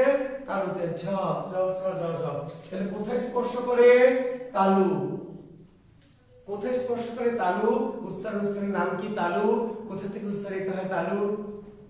বর্ণগুলোর নাম কি? তালব্য। বর্ণগুলোর নাম তালব্য বর্ণ। কিন্তু কার কার সাহায্যে যদি বলে? ঝ কার কার সাহায্যে? জ কার কার সাহায্যে? কোন কোন প্রত্যঙ্গের সাহায্যে? তার উত্তর কি? তার উত্তর হলো তালু প্লাস কি? মধ্য জিহ্বা। তালু প্লাস মধ্য জিহ্বা। তালু প্লাস মধ্য জিহ্বা।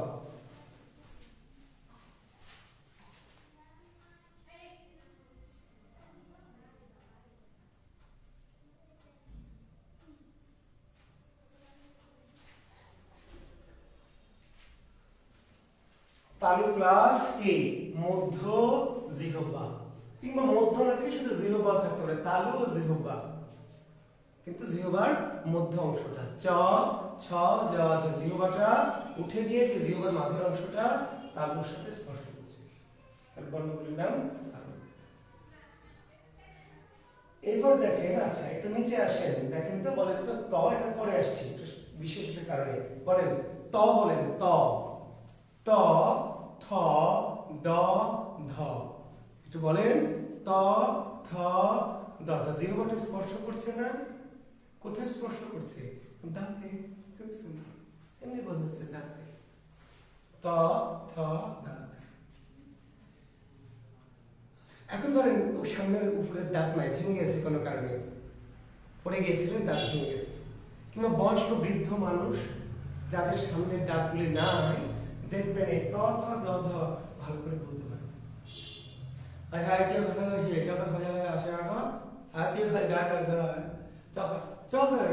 তোকে না, কারণ সে দাঁত যেহেতু নাই, এদিক ওদিক লাগাচ্ছে, ফলে তোকে হচ্ছে না। অনেকে কবিতা আবৃত্তি করে, কেউ আসবে বলে স্বাধীনতা, আবৃত্তি করছে তুমি আসবে বলে স্বাধীনতা, তুমি আসবে বলে না, কি তুমি, তুমি, তোমাকে, তোমরা, তোমাদের, তুই, তোর, তোর সাথে। জিহ্বাটাকে কি করতে হবে? একটু চেপে, দাঁতের সাথে যত একটু চেপে লাগাবেন তত উচ্চারণটা কি স্পষ্ট হবে। ত থ দ ধ, ধান ধান ধান, ধান না, ধান না, কি ধান ধান। তো ত থ দ ধ দন্ত ন, স্পর্শ স্থান কোনটি? দন্ত। উচ্চারিত হয় কোথা থেকে? দন্ত। উচ্চারণ স্থানের নাম কি? দন্ত। বর্ণগুলির নাম কি? দন্ত বর্ণ। কার কার সাহায্যে? কোন কোন প্রত্যঙ্গের সাহায্যে? তাহলে ওই যে দন্ত প্লাস কি? অগ্রজিহ্বা। জিহ্বার অগ্রভাগ, জিহ্বার কি? অগ্রভাগ, জিহ্বার অগ্রভাগ বা অগ্রজিহ্বা। বুঝতে পারলেন? অর্থাৎ দাঁতে যে স্পর্শ করছে জিহ্বা, জিহ্বার কোন অংশ? সম্মুখ ভাগ বা অগ্রভাগ, অগ্রজিহ্বা। ট থ দ। এরপরে দেখেন ট ঠ ড ঢ মূর্ধন্য ণ। ট ঠ ড, ট একটু বলেন আমরা দেখি। ট বলেন, ট ট ট ঠ ড ঢ, ট ঠ ড ঢ। কোথায় স্পর্শ করছে বলেন তো?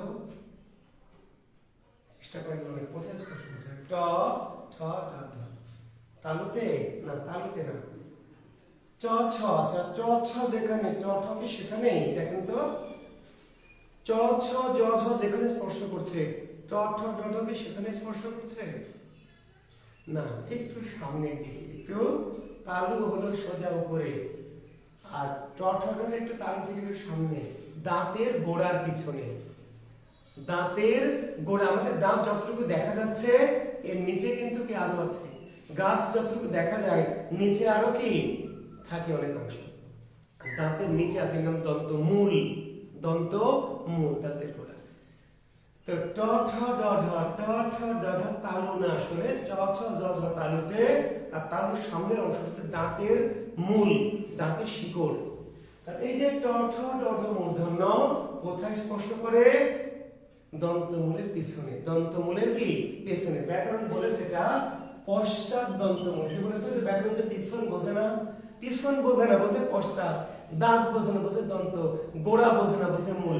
আসলে দাঁতের গোড়ার পিছনে, দাঁতের গোড়ার পিছনে। কিন্তু ব্যাকরণ দাঁতও বোঝে না, গোড়াও বোঝে না, পিছনে বোঝে না। কি বোঝে? পশ্চাৎ দন্তমূল। তৎসম শব্দ বোঝে পশ্চাৎ দন্তমূল। তাহলে ট ঠ ড ঢ মূর্ধন্য কোথায় স্পর্শ করে?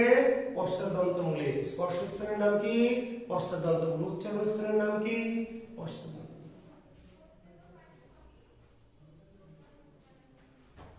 বর্ণগুলির নাম কি? পশ্চাৎ দন্তমূলীয় বর্ণ। পশ্চাৎ দন্তমূলীয় বর্ণ। তবে এদের অপর নাম হলো মূর্ধন্য বর্ণ। পশ্চাৎ দন্তমূলীয় বর্ণের অপর নাম কি? মূর্ধন্য বর্ণ। মূর্ধন্য বর্ণ। তাহলে মূর্ধন্য বর্ণ কোনটি? এই ট ঠ ড ঢ মূর্ধন্য। মূর্ধন্য বর্ণ শুধু মূর্ধন্য নয়, মূর্ধন্য শোনা। মূর্ধন্য বর্ণ ট ঠ ড ঢ মূর্ধন্য, সবাই মূর্ধন্য বর্ণ। ঠিক আছে? তাহলে যাদের নাম পশ্চাৎ দন্তমূলীয় বর্ণ তাদেরই নাম কেউ কেউ নাম দিয়েছে মূর্ধন্য বর্ণ। আর কোন কোন প্রত্যঙ্গের সাহায্যে যদি বলা হয়, কোন কোন প্রত্যঙ্গের সাহায্যে, তাহলে জিহ্বা প্লাস পশ্চাৎ দন্তমূল। জিহ্বা প্লাস পশ্চাৎ দন্তমূল কোন কোন প্রত্যঙ্গের সাহায্যে বা কার কার সাহায্যে, তাহলে বলবো জিহ্বা প্লাস পশ্চাৎ দন্তমূল। কোন জিহ্বা? জিহ্বার অগ্রভাগ, উল্টানো অগ্রভাগ। আরো একটা মজার বিষয়, জিহ্বার কি উল্টানো অগ্রভাগ। জিহ্বার উল্টানো অগ্রভাগ। ত থ দ ধতেও জিহ্বার অগ্রভাগ, ট ঠ ড ঢতেও জিহ্বার অগ্রভাগ। কিন্তু পার্থক্য কি? ত থ দ ধতে সাধারণ অগ্রভাগ আর ট ঠ ড উল্টানো। একটু লক্ষ্য করবেন, ট যখন বলছেন দেখেন তো, ত ঠ ড ঢ। আচ্ছা ত থ বলেন, তার আগে বলেন ত থ ড ধ। জিহ্বাটা উঠে লাগছে ত থ দ। যখন বলছেন ট ট ট ঠ ড, জিহ্বা দেখেন সোজা না, কিন্তু মাথাটা কি হয়েছে একটু বাঁকা হয়ে গেছে। ট ঠ ড ঢ বললে জিহ্বার অগ্রভাগটা কি বাঁকা হয়। যদি বলে জিহ্বার উল্টানো অগ্রভাগের সাহায্যে কোন ধরনের উচ্চারিত হয়? জিহ্বার উল্টানো অগ্রভাগ। তাহলে ট ঠ ড ঢ বলতে আমাদের দাঁতের গোড়া বা দাঁতের মূল লাগে, প্লাস কি লাগে? জিহ্বার উল্টানো অগ্রভাগ। ক্লিয়ার? অর্থাৎ প্রশ্ন যতই জটিল করুক, আপনার যদি তথ্য জানা থাকে তাহলে আপনি খালি বলবেন একটা প্রশ্ন করেই দেখ। পিএসসি কে বলবেন প্রশ্ন করে দেখ, তাহলে বুঝবি যে কাকে লড়তে, কাকে লড়েছিস মামুল উঠা, তাই না? জুয়েল কিবরিয়ার ছাত্রকে লড়েছিস। প্রশ্ন কে করবি কর, আপনাকে সকল তথ্য জানতে হবে। পরীক্ষক যা খুশি তাই করুক, কঠিন করুক, সহজ করুক, মিডিয়াম করুক, এর বাইরে আর কি করবে? যা যা বলছি তার বাইরে আর কি করবে? তাহলে আমরা দেখেন 5টি বর্গের উচ্চারণটা পেয়ে গেছি। এইবার একটা মজার জিনিস বলি, মজার, অতি মজার। শিক্ষার্থী বন্ধুরা খুব মজা পাবেন। দেখেন একবার আসেন, প ফ ব ভ ম। প ফ ব ভ ম কোথায় স্পর্শ করছে? এই ওষ্ঠে, ঠোঁট, ঠোঁট। তারপরে কি ত থ দ ধ, ত থ দ ধ, ঠোঁটের নিচে দেখেন দাঁত। এই ঠোঁটটা তোলেন, দেখেন দাঁত। তাহলে প ফ ব ভ ম ওষ্ঠ, আর প ফ ব ম পরে কি নিচে দাঁত, দন্ত। দন্তের পরে কি ট ঠ ড ঢ মূর্ধন্য, দাঁতের গোড়া, দাঁতের মূল। দাঁতের পিছ পরে কি দাঁতের মূল, পশ্চাৎ দন্তমূল। তারপরে কি তালু, চ ছ ছ ছ, দাঁতের গোড়ার পরে তালু। তালুর পিছনে কি নিচে কি কণ্ঠ। দেখেন কি সিস্টেম। এই যে ওষ্ঠ মানে ঠোঁট, ওষ্ঠ, ওষ্ঠের পরে নিচে দন্ত, দন্তের পরে কি দন্তের দাঁতের গোড়া, দাঁতের পরে দাঁতের গোড়া, দন্তমূল, ওষ্ঠ দন্তমূল। তারপরে কি দাঁতের গোড়ার পিছনে কি তালু, তালু, তালুর নিচে কি কণ্ঠ। আর আপনি যদি উপর থেকে আসেন এখান থেকে, তাহলে ক, এই যে কণ্ঠ, ক কণ্ঠ, এখান থেকে কণ্ঠ। কণ্ঠের পরে কি তালু, তালুর পরে কি দাঁতের গোড়া, আগে দাঁত না, দাঁতের গোড়া, পশ্চাৎ দন্তমূল। তারপরে দাঁত, তারপরে ওষ্ঠ। কি সিস্টেম। এই জন্য এটির নাম ধ্বনি তত্ত্ব, ধ্বনি বিজ্ঞান, একদম বৈজ্ঞানিক পদ্ধতিতে। দেখেন, আচ্ছা এখন দেখেন আমি যখন চ ছ জ জ বলেছি ইমোটা অনেক সময় বলিনি বা ক খ গ ঘ মোটা বলিনি। এই যে শেষের যে বর্ণগুলি, তাহলে ও কি কণ্ঠবর্ণ না? অবশ্যই কণ্ঠ। ইও অবশ্যই তালব্য, মূর্ধন্য অবশ্যই পশ্চাৎ, দন্তন্য অবশ্যই দন্ত, ম অবশ্যই, প্রত্যেকটা পরিবারে যা তাই। কিন্তু এই বর্ণগুলির আলাদা একটা পরিচয় আছে। এই পাঁচটি বর্ণের আলাদা পরিচয় কি? এদের নাম হচ্ছে নাসিক্য। কি নাম? নাসিক্য। উপরে দেখেন, একটা উপরে তুলে দাও। এই বর্ণগুলির নাম কি? নাসিক্য। আমি আবার বলছি, তাহলে ও কি কণ্ঠ না? অবশ্যই কণ্ঠ। তার মানে এরা সবাই কণ্ঠ, এরা সবাই তালব্য, এরা সবাই পশ্চাৎদন্তমূল, এরা সবাই দন্ত, এরা সবাই ওষ্ঠ। কিন্তু শেষের যে পাঁচটি বর্ণ, এদের একটি আলাদা বিশেষ পরিচয়। কি নাম? নাসিক্য বর্ণ। তাহলে বাংলা বর্ণমালায় নাসিক্য বর্ণ কয়টি? পাঁচটি। নাসিক্য বর্ণ পাঁচটি। কি কি? ও, ইও, মূর্ধন্য, দন্ত, ম। কেন নাসিক্য? আচ্ছা, কেউ কেউ উত্তর দিচ্ছেন নাকের সাহায্যে। আসলে নাকের সাহায্যে না, নাকের ও সাহায্যে। নাকের ও, ও মানে শুধু নাক না, মুখও লাগবে। নাকের সাহায্যে মানে কি? তাহলে মুখ বন্ধ করে নাক দিয়ে কি বলা যাবে? নাক দিয়ে বলেন, মুখ বন্ধ রাখেন না। তাহলে নাকের সাহায্যে না, বুঝেন? সেক্ষেত্রে নাকের না, নাকের ও। নাকের ও মানে মুখ তো লাগবে, তার সাথে নাকও লাগবে। তাহলে বাকি বন্ধগুলোকে নাকের দরকার নাই না। একটু পরীক্ষা করে দেখেন, আপনি নাকটা বন্ধ করে চেপে ধরে রাখেন, নাকটা চেপে ধরেন, ধরে ক বলেন। দেখেন, ক, ক, খ, গ, ঘ, ক, খ, গ, ঘ। উচ্চারণ করতে কোনো সমস্যা হচ্ছে না। কিন্তু এটা বলে নেবেন নাক চেপে ধরে বলা যাচ্ছে। আচ্ছা, নাক চেপে ধরে ম বলেন তো ভাই, ম। নাকটা চেপে ধরেন জোরে করে, শক্ত করে, বাতাস যেন না করে। ম বলা যাচ্ছে? ম। কিন্তু প বলেন তো, প, প, ফ, ব, ভ। অর্থাৎ এই বর্ণগুলি বলতে গেলে ফুসফুসের যে বাতাস, সে বাতাসটা মুখ এবং নাক। ভালো করে শুনবেন, সকল বর্ণ বলতে গেলে বাতাসটা মুখ দিয়ে বের হয়। মুখ দিয়ে বাতাস, ফুসফুসের বাতাস শেষে কি করে? মুখ দিয়ে বের হয়। কিন্তু যখন আমরা এই নাসিক্য বর্ণগুলি বলি, তখন কণ্ঠের কাছে বাতাস শেষে দুই ভাগে ভাগ হয়, মুখ এবং কি? নাক দিয়ে। তাহলে যেই ধ্বনি উচ্চারণে মুখ ও নাক উভয় জায়গায় দিয়ে বের হয়, তার নাম কি? নাসিক্য।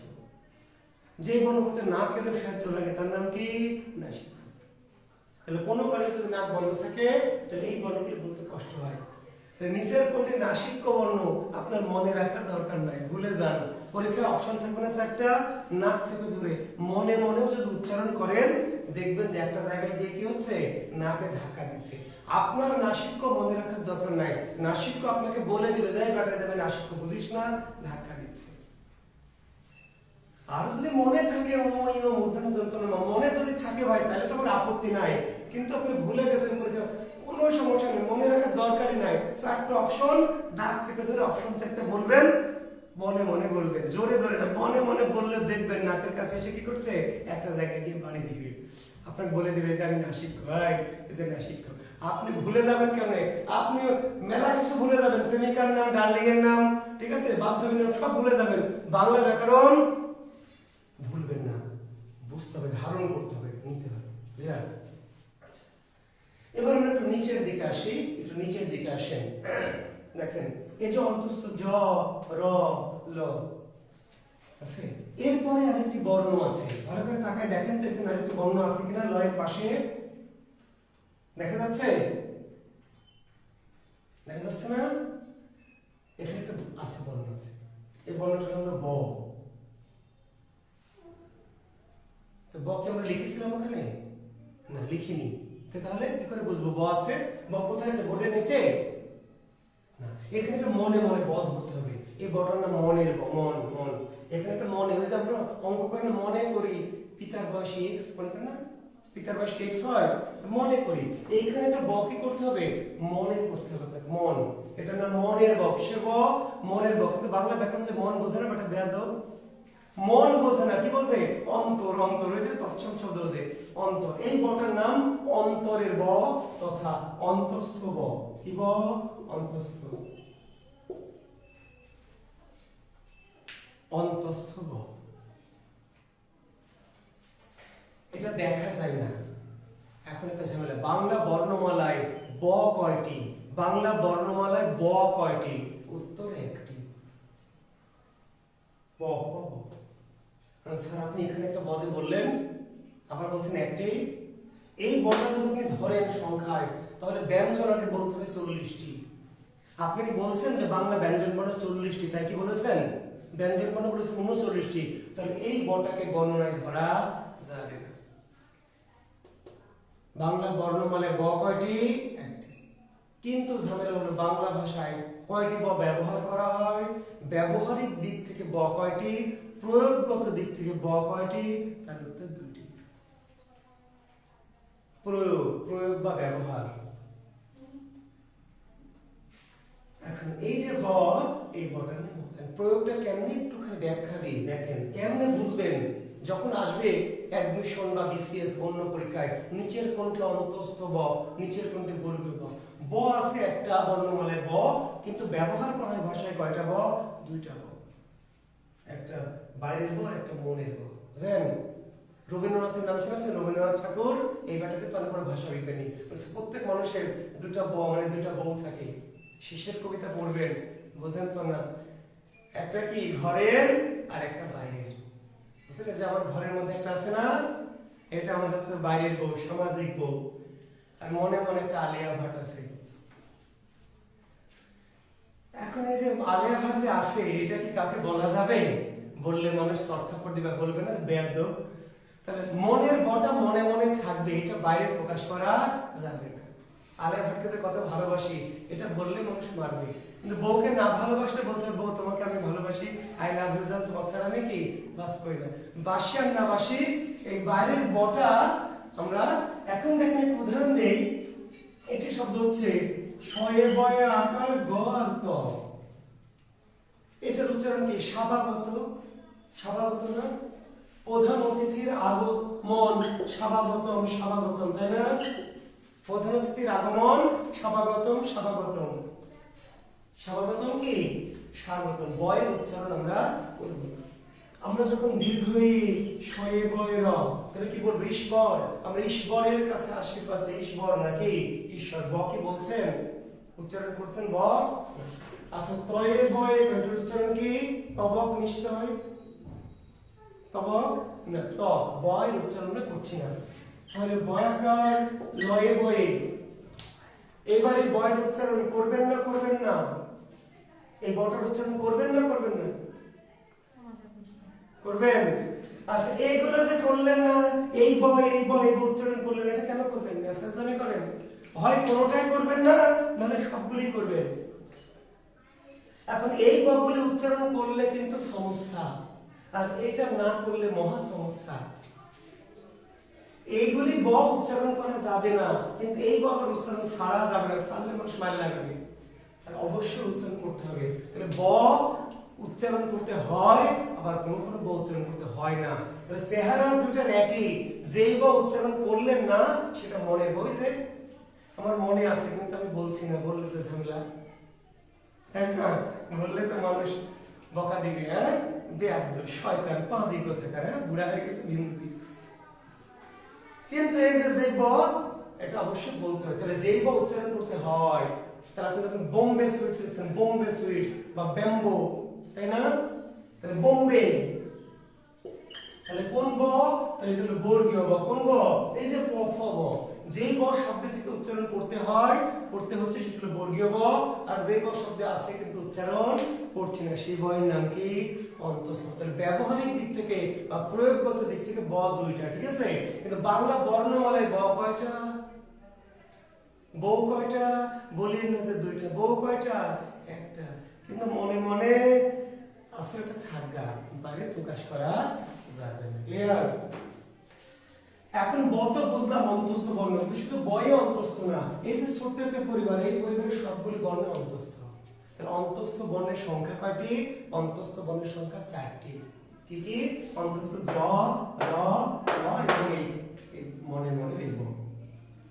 অন্তস্থ, শুধু অন্তস্থ বয়ে অন্তস্থ না, এই পরিবারটার সবগুলি বর্ণই কি?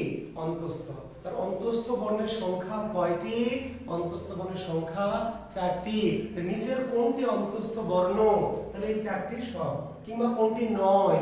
কোনটি নয়? তাহলে এই 4টার বাইরে যেটা থাকবে। তাহলে অন্তস্থ বর্ণ শুধু অন্তস্থ ব না, অন্তস্থ বর্ণ কোনটা? অন্তস্থ জ, র, ল এবং কি ব, এই 4টি বর্ণের নামই অন্তস্থ বর্ণ।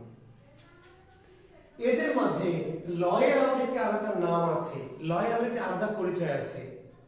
লকে বলা হয় পার্শ্বিক। কি বলা হয়? পার্শ্বিক। লিখে নেন, লকে বলা হয় পার্শ্বিক। লকে বলা হয় পার্শ্বিক বা পার্শ্বীয় বর্ণ। লকে কি বলা হয়? পার্শ্বিক বা পার্শ্বীয়। কেন পার্শ্বিক বা পার্শ্বীয় জানতে হবে, জেনে যদি পড়ে। আমি যে বললাম যে শুধু জানলে যে ল পার্শ্বিক, ল পার্শ্বিক, ল পার্শ্বীয়। কেন? কেন জানলে? জ্ঞানের প্রথম শর্ত কি? কেন হয়। জ্ঞানের প্রথম শর্ত কেন। ওই যে একজন বিজ্ঞানী মনে আছে যার মাথায় আপেল পড়েছিল, কি নাম তার? নিউটন। আপেল পড়েছিল না নিউটনের মাথায়? আপনার মাথায় পড়লে আপনি কি করতেন? ধরুন কি করতাম মানে কি কি করতাম? ওর আপেল পড়লে মানুষ কি করে, তাই না? খাইতাম। ওরে এটা আপেল গাছ, এটা আগে তো বুঝিনি। মার ঝাঁকি, তাই না? মার দুটা ঢেল, একটা ভাইয়ের জন্য দুটা নিয়ে যায়। নিউটন বললো কেন খাই? কেমন বোকা দেখলেন? আপেল পড়লো মাথায়, পড়লো, বেল তো আর পড়েনি, নারকেল তো পড়েনি, আপেলই তো পড়েছে, তাই না? আপেল খেয়ে নেবেন ঝামেলা। সে বলছে কেন পড়লো? হয়। জ্ঞানের প্রথম শর্ত কেন। এই কেন যদি জানেন তাহলে তো আপনি জ্ঞানী। আর কেন এমনি আছে তাই এমনি পার্শ্বিক এমনি অন্তস্থ বর্গীয় তাহলে হবে না। কেন সেটি জানতে হবে, তাহলে আপনি জ্ঞানী হবেন, প্রজ্ঞাবান হবেন। তাহলে ল কেন পার্শ্বিক, কেন পার্শ্বীয়? দেখেন যখন আপনি বলবেন ল, লটা একটু বলেন তো, বলেন একটু একটু স্লো মোশন বলেন, তাড়াহুড়ো করেন না। ল, দেখেন আপনার জিহ্বাটা সামনের দিকে একটা বেড়া করে রেখেছে। ল সামনে বাধা দিচ্ছে। এখন আমরা বলছি প্রতিটা বর্ণ বলার সময় একটা বাতাস বের হয়, কিন্তু ল বলতে গেলে জিহ্বাটা সামনে বাধা দিয়েছে, বেড়া করে দিয়েছে, তাহলে বাতাসটা বের হবে কেমনে? কিন্তু বাতাসটা তো বের হতেই হবে, না হলে তো কি ভাই ধ্বনি বের হবে না। তাহলে এবার বাতাসটা কি করছে? জিহ্বায় বাধা পেয়ে দুই পাশ দিয়ে, লক্ষ্য করেন, ল বললে বাতাসটা বের হচ্ছে কোন দিক দিয়ে? দুই পাশ দিয়ে। পার্শ্বিক, পার্শ্বিক। যে বর্ণ উচ্চারণে বাতাস জিহ্বার কি দুই পাশ দিয়ে বের হয় তার নাম কি? পার্শ্বিক। আবার এই বর্ণটার নাম তরল বর্ণ। আর মজার বিষয় কি নাম? তরল। নিচের কোনটি তরল বর্ণ? লয়ের নাম পার্শ্বিক বা পার্শ্বীয়, লয়ের নামে আবার কি? তরল। তাছাড়া কেন তরল? কেন? একই কারণে। কারণ একটাই, যেই কারণে এই বইটার নাম পার্শ্বিক সে একই কারণের নাম তরল। এখন দেখেন তরল কেন তার ব্যাখ্যা। ধরুন একটা পানি যাচ্ছে, পানি এদিক দিয়ে যাচ্ছে, তো আমরা এখানে একটা ইট রাখলাম, একটা ইট দিলাম, পানি স্রোত যাচ্ছে, তো ইট যদি দেই তাহলে পানিটা যাবে না থেমে যাবে? ইটে বাধা পেয়ে পানিটা কি করবে জানেন? দুই পাশ দিয়ে যাবে। বন্যার পানি আসছে, সামনে একটা ডাব গাছ, বড় পানির পানি আসছে, ডাব গাছটা দেখে পানি কি থেমে যাবে? জোরে হলে এত উপর দিয়ে কেমনে যাবো? পানিটা ডাব গাছে বাধা পেয়ে কি করবে? দুই পাশ দিয়ে। তরল বাধা পেলে কি করে? পানি যাচ্ছে, আপনি আঙ্গুলটা এভাবে দেন, পানিটা আঙ্গুলে বাধা পেয়ে কি থেমে যাবে না? দুই পাশ দিয়ে। তরল বাধা পেলে দুই পাশ দিয়ে যায়। যে কারণে পার্শ্বিক, বাধা পেয়ে পাশ দিয়ে গেল বলে পার্শ্বিক। আর পাশ দিয়ে যাওয়া কার বৈশিষ্ট্য? তরলের। বাধা পেলে দুই পাশ দিয়ে যাওয়া তরলের বৈশিষ্ট্য। ফলে এই বর্ণটার নাম বলা হলো তরল। কারণটা একই, পাশ দিয়ে যায় বলে পার্শ্বিক, আর পাশ দিয়ে যাওয়া কার বৈশিষ্ট্য? তরলের। বাধা পেলে পাশ দিয়ে যাওয়া তরলের বৈশিষ্ট্যের নাম তরল। র, এটার নাম কম্পনজাত বর্ণ। কি বর্ণ? কম্পনজাত। র কে কি বলা হয়? লেখেন কম্পনজাত। কম্পনজাত বর্ণ র, কম্পনজাত। কেন কম্পনজাত?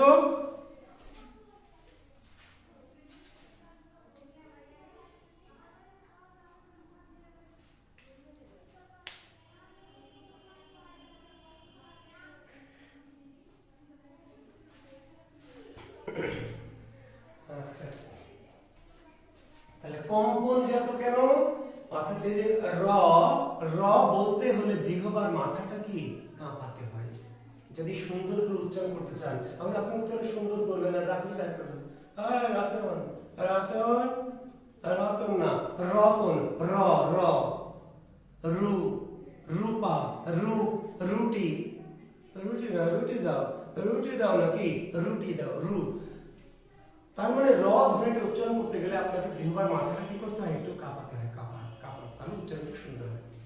কিন্তু অন্য কোনো বর্ণ আপনি ক বলবেন, ক তাহলে কি কাঁপাবেন, ক্র, খ, গ্র না, অন্য কোনো বর্ণের সঙ্গে কাঁপাবেন না। শুধু অন্য বর্ণের সঙ্গে জিহ্বা উঠতে পারে, নামতে পারে, কিন্তু র বলার সময় জিহ্বার অগ্রভাগটা কম্পিত হয়। যেই ধরনের উচ্চারণে জিহ্বার অগ্রভাগ কম্পিত হয় তার নাম কি, কম্পনজাত। কম্পনজাত বর্ণের সংখ্যা কয়টি, একটি। কোনটি, আর এই যে নিচে দেখেন ডয় শূন্য র, ঢয় শূন্য র, এই দুটি বর্ণের নাম তাড়নজাত। কি জাত, তাড়ন। একটা হলো কম্পন আর একটা হচ্ছে তাড়নজাত।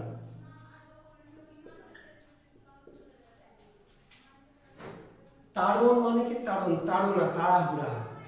যে ব্যঞ্জন বলার সময় জিহ্বার মধ্যে কি তাড়না বা তাড়াহুড়ার সৃষ্টি হয়, যেই ব্যঞ্জন উচ্চারণে জিহ্বার মধ্যে তাড়না বা তাড়াহুড়া, এটাকে আমরা বলি ডয় শূন্য র, ঢয় শূন্য র। কেউ বলেন ডয় বিন্দু র, ঢয় বিন্দু র। কোন কোন এলাকায়, বাংলাদেশের অনেক এলাকার ছাত্র আছেন কেউ বলছে ডাবিন ঢাড়া, ঢাবিন ঢাড়া। কোন কোন এলাকা হচ্ছে ডাইসেন ঢাড়া, ঢাইসেন ঢাড়া। আমি জানি না আপনাদের এলাকায় কে কি বলেন, তো যা খুশি তাই বলেন, কিন্তু এই বর্ণ দুটোর ব্যাকরণের নাম কি, তাড়নজাত। কেন তাড়নজাত, এই যে যখন আপনি বলছেন ডয় শূন্য র, তখন জিহ্বাটার মধ্যে একটা তাড়না সৃষ্টি হয়। আর একটু ক্লিয়ার করি, দেন আপনি যখন বলছেন ক, ক, জিহ্বা কিন্তু একবার নড়েছে, ক একটু হলে নড়েছে, চ তাহলে একবার উপরে উঠে নামলো, চ স্পর্শ করলো, প, ট, ত, চ, ক, জিহ্বা কিন্তু একটু হলেও নড়ছে, নড়াচড়া করে। কিন্তু যখন আপনি এটা বলছেন ডয়ে শূন্য র, ডয়ে শূন্য র, তো আপনি তো আরাম করে ডয়ে শূন্য র বলছেন না, কি বলছেন, ড্যাশ শূন্য র বা ড্যাবিন ডাড়া। এই যে যখন ড্যাবিন ডাড়া বা ড্যাশ শূন্য র বলছেন, তারা অনেক কথা বলছেন তাড়াহুড়া করে।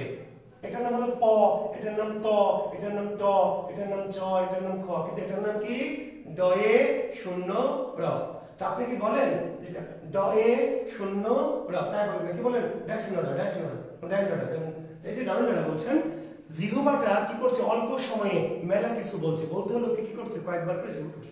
তো যে ব্যঞ্জন হচ্ছে জিহ্বার মধ্যে কি তাড়না, তাড়াহুড়া, ড্যাশ শূন্য র, ড্যাশ শূন্য র, ডয় শূন্য র, জিহ্বাকে কয়েকবার, একবার না কি একাধিকবার উপন্যাস করতে হয়, ডয়ে শূন্য র, তাড়নজাত।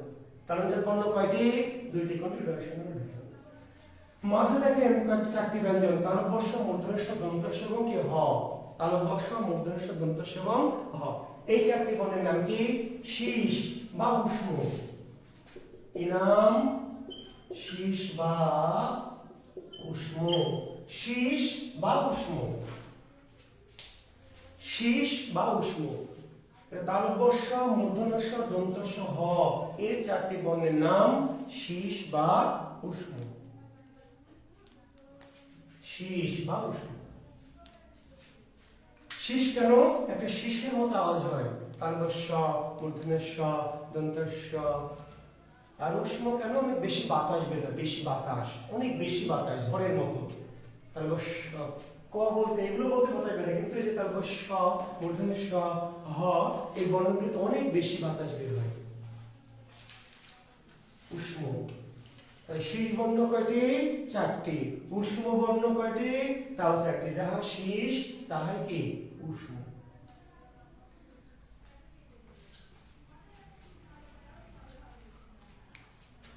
দুটি একই মনে হয়, একই মনে হয় মানে কি, উচ্চারণটা একই, ঠিকই বলেছেন, উচ্চারণটা একই, ডয় শূন্য রা, কিন্তু আমরা বলছি এটা ডয় শূন্য রা, এটা কি ঢয় শূন্য রা। উচ্চারণে অনেকটা এক, ঠিকই বলেছেন। একটা ধরুন ষাঁড় আর একটা কি আষাঢ়, ষাঁড় আর কি আষাঢ়, আসলে এই উচ্চারণটা ঠিকই বলেছেন, দুটোর উচ্চারণ এক, একই উচ্চারণ, দুটোই তাড়নজাত। বর্ণ দুটি নাম আলাদা, ঢয় শূন্য র, ঢয় শূন্য র, কিন্তু উচ্চারণটা আসলে কি একই, ষাঁড় আষাঢ়, উচ্চারণ এক, ঠিক বলেছেন। আচ্ছা, তাহলে আমরা বলছি শীষ বা উষ্ম, চারটি। এইখানে একটা কথা আছে, ভালো করে শুনুন। তালব্য স, তিনটা স, তিনটা স উচ্চারণ স্থান তিন জায়গায়। তালব্য স উচ্চারণ স্থান কি? এই যে তালু, তালু কই? এই যে স স জ জ ই ও, এখানে। তাহলে বুঝবো কি করে কোনটা কোন উচ্চারণের সময়? এই যে ভাই তালব্য স বলেই তো দিল, তালব্য স। উচ্চারণ তো একই, কে বুঝবেন কেমনে মানে বুঝি নাই। উচ্চারণ তো একই, ঢয় শূন্য র থাকলে উচ্চারণ যা, ঢয় শূন্য র থাকলে উচ্চারণ একটাই। কেন আপনি দন্তন্য মূর্ধন্য আপনি কি দুই উচ্চারণ করেন? দন্তন্য মূর্ধন্য যখন আপনাকে বলছি আমি, এই যে এটা হলো অনু আর এটা হলো অনু, আপনি কি দুই রকম উচ্চারণ করেন নাকি? এটা কি বলেন অনু আর এটা কি বলেন অনু, তাই বলেন? ভাই উচ্চারণ তো এক, দন্তন্য মূর্ধন্যের উচ্চারণ তো এক। তো উচ্চারণ তো উচ্চারণ, তার মানে দুটো বর্ণ দুই কিন্তু উচ্চারণটা এক, সেটা তো হতেই পারে। আপনি দন্তন্য থাকলেও যেমন উচ্চারণ করবেন, মূর্ধন্য থাকলেও কি তেমন। কোথায় বসে সেটা ভিন্ন, সেটা বানান বিধান। কোথায় কি বসে বানান বিধানে, এখন না। কেন দন্তন্য কেন মূর্ধন্য, নত্ব বিধান শব্দ বিধান, কিন্তু উচ্চারণটা এক। উচ্চারণ এক হলে সমস্যা নেই। আর বর্ণ দুটোর নাম থাকে তালুন জাত, সমস্যা কি? আচ্ছা, এখন যেটা আমরা বলছি যে তালব্য স, এটা কি তালব্য স, কিসব তালব্য স? তাহলে তালব্য স কি জাতীয় বর্ণ? এই যে তালব্য বর্ণ, তালব্য বর্ণ এই সারি উচ্চারণ স্থান কোথায়? তালু, তালব্য স উচ্চারণ স্থান তালু, তালব্য। মূর্ধন্য স উচ্চারণ স্থান কি? এই যে মূর্ধা, এই যে এটা মূর্ধন্য স। ট ঠ ড ঢ মূর্ধন্য, এই বর্গের মূর্ধন্য স কোথায় উচ্চারিত হয়? পশ্চাৎ দন্তমূল বা মূর্ধা, মূর্ধন্য স। এটার নাম কি? দন্ত স। কোথায়? এই যে দন্তে। তিনটে স উচ্চারণ স্থান তিনটি জায়গায়, নামের মধ্যে দেওয়া আছে। উচ্চারণ স্থান কি? স্বয়ের নামের মধ্যে দেওয়া আছে। একটা হলো তালব্য স, তালব্য বা তালু। একটা হলো মূর্ধন্য স, মূর্ধা বা পশ্চাৎ দন্তমূল। আর একটা দন্ত স, উচ্চারণ স্থান কোথায়? দন্ত বা দাঁত। তাহলে স বর্ণ কয়টি? তিনটি, কিন্তু স ধ্বনি কয়টি? একটি। তিনটি স উচ্চারণ এক, শুধু দুইটা নিয়ে উচ্চারণ এক, তাই অজ্ঞান হয়ে যাচ্ছেন কেমন হবে? তিনটি স উচ্চারণ এক। যেমন দেখেন শিক্ষার্থী বন্ধুরা, এটা হলো কি ভাষা আর এটা কি ভাষা। দুটার উচ্চারণ কি আপনি দুই ভাবে করেন? এটার উচ্চারণ করেন ভাষা, এটার উচ্চারণ কি করেন? ভাষা, এরকম করে করেন। এটা কি ভাষা, জলে ভাষা পদ্ম আমি। আর এটা কি মোদের গরব মোদের আশা আমরি বাংলা ভাষা। এটাও ভাষা, এটাও ভাষা। এটাও হলো কি আশা, এটার নামও কি আশা। উচ্চারণ একদম কি সেম, একই, সেম টু সেম, মানে সেম সেম, একই সেম। বুঝেন? না বুঝলে তো হবে না, না বুঝলে তো ওই যে তেজপাতা, আর বুঝলেই তো বুঝপাতা বলেন। এটা হলো বয়রশ্রী তালবস্য কি 20, তাহলে বয়রশ্রী মূর্ধন্য কি উচ্চারণ কি অন্য কিছু? রেকর্ড করে দেখবেন, উচ্চারণ একদম এক। তিনটি স কিন্তু উচ্চারণ কি এক, স্বধ্বনি। এই তালবস্য হলো স্বধ্বনি একটা। এই ছয়ের উচ্চারণ তালবস্য, এই স্বর উচ্চারণ তালবস্য। তাহলে তালবস্য বর্ণ হচ্ছে তিনটি, বর্ণ কয়টি? তিনটি, কিন্তু ধ্বনি কয়টি? স্বধ্বনি একটি। তিনটি স, তিন রকম বর্ণ, কিন্তু এদের উচ্চারণ কি এক। এখন বলেন তো বর্ণ বেশি না ধ্বনি বেশি? বর্ণের সংখ্যা বেশি, ধ্বনির সংখ্যা কম। একজন প্রশ্ন করেছে, আমি প্রশ্নটি নিয়েছি যে ধ্বনি কয়টি? ধ্বনির উত্তর হচ্ছে 41 অথবা 39। শিক্ষার্থী বন্ধুরা, ধ্বনি কয়টি? উত্তর দিবেন 39, 39 না থাকলে উত্তর দিবেন 41। যদি দুটি থাকে অবশ্যই 39টি উত্তর দিবেন। ধ্বনির সংখ্যা কয়টি? বাংলা ভাষায় ধ্বনি কয়টি? উত্তর 39টি। যদি 39 অপশনে না থাকে একটু দ্বিমত আছে, কারো কারো মতে 41টি। আমরা স্যার এটাও আছে, এটা আছে, অবশ্যই 39। ধ্বনির সংখ্যা, বর্ণ হচ্ছে 50টি, বর্ণ কয়টি? 50টি, কিন্তু ধ্বনি কয়টি? 39টি। কেন? কারণ কিছু কিছু বর্ণ শুধু বর্ণ, ধ্বনি না। যেমন এই যে ধরেন খণ্ড ত, আর এই যে ত, দুটো বর্ণ কিন্তু ধ্বনি কি একটা। ত দুইটা, বর্ণ দুইটা, কিন্তু ধ্বনি একটা, উচ্চারণ এক। এই যে একটা বর্গীয় জ আর এই যে একটা অন্তস্থ জ, দুটো বর্ণ, বুঝতে পারলেন? বর্ণ কয়টা? দুইটা। যে এ আমার যা, ইনি আমার কি যা, আর তুই বাড়ি যা, দুটো বর্ণ কিন্তু উচ্চারণ কি একটু আলাদা নাই। বর্ণ দুইটা, ধ্বনি এই যে দন্তন্য আর এই যে মূর্ধন্য দুটো বর্ণ কিন্তু ধ্বনি একটা। এই যে অনুস্বার বিসর্গ চন্দ্রবিন্দু এদের কোনো উচ্চারণই নাই, কোনো উচ্চারণই নাই, এরা হচ্ছে বর্ণ কিন্তু ধ্বনি নয়। তাহলে এইগুলি বর্ণ কিন্তু এদের কোনো উচ্চারণ নাই, ফলে অনেক বর্ণ যত তত ধ্বনি না। বুঝতে পারলেন? কিছু কিছু বর্ণ শুধু বর্ণ কিন্তু ধ্বনি নয়, ফলে বর্ণের সংখ্যা মোট 50টি কিন্তু ধ্বনি কি 39টি। তাহলে কিছু কিছু বর্ণ যারা ধ্বনি না, তাহলে ধ্বনির সংখ্যা কয়টা উত্তর পেলেন? 39টি। আর 39 না থাকলে আব্দুল হাইয়ের মধ্যে 41টি। আচ্ছা, আমাদের আলোচনা আমরা একটু নিচের দিকে চলে এসেছি। তাহলে আমরা অন্তস্থ একটি বর্ণ আছে না, অন্তস্থ পেয়েছেন, অন্তস্থ লেখেন। অন্তস্থ বর্ণটির নাম হলো অর্ধস্বর। কি নাম? অর্ধস্বর। তাহলে একজন প্রশ্ন অনেক আগে করেছিলেন, তাই বলেছে প্রশ্ন আগে করলে আমি তো আমার সিস্টেমেটিক হইতে আসতে হবে ভাই। আপনি যদি আগেই প্রশ্ন করে ফেলেন তাহলে আমি তো ওই সামনে থেকে একবার পিছনে যাব না, আমি একটা পদ্ধতি ধরে ধরে আস্তে আস্তে আগাবো। ঠিক আছে? যখন আমি সেটা আলোচনা শেষ করে ফেলবো আমি বলবো যে এটা নিয়ে আপনাদের কোনো প্রশ্ন থাকলে করেন, তখন করবেন। তাহলে অন্তস্থ স্বরবর্ণ না ব্যঞ্জন বর্ণ? ব্যঞ্জন বর্ণ, কিন্তু এর নাম কি? অর্ধস্বর। তাহলে যদি উল্টা করে প্রশ্ন করে অর্ধস্বর কি স্বর না ব্যঞ্জন?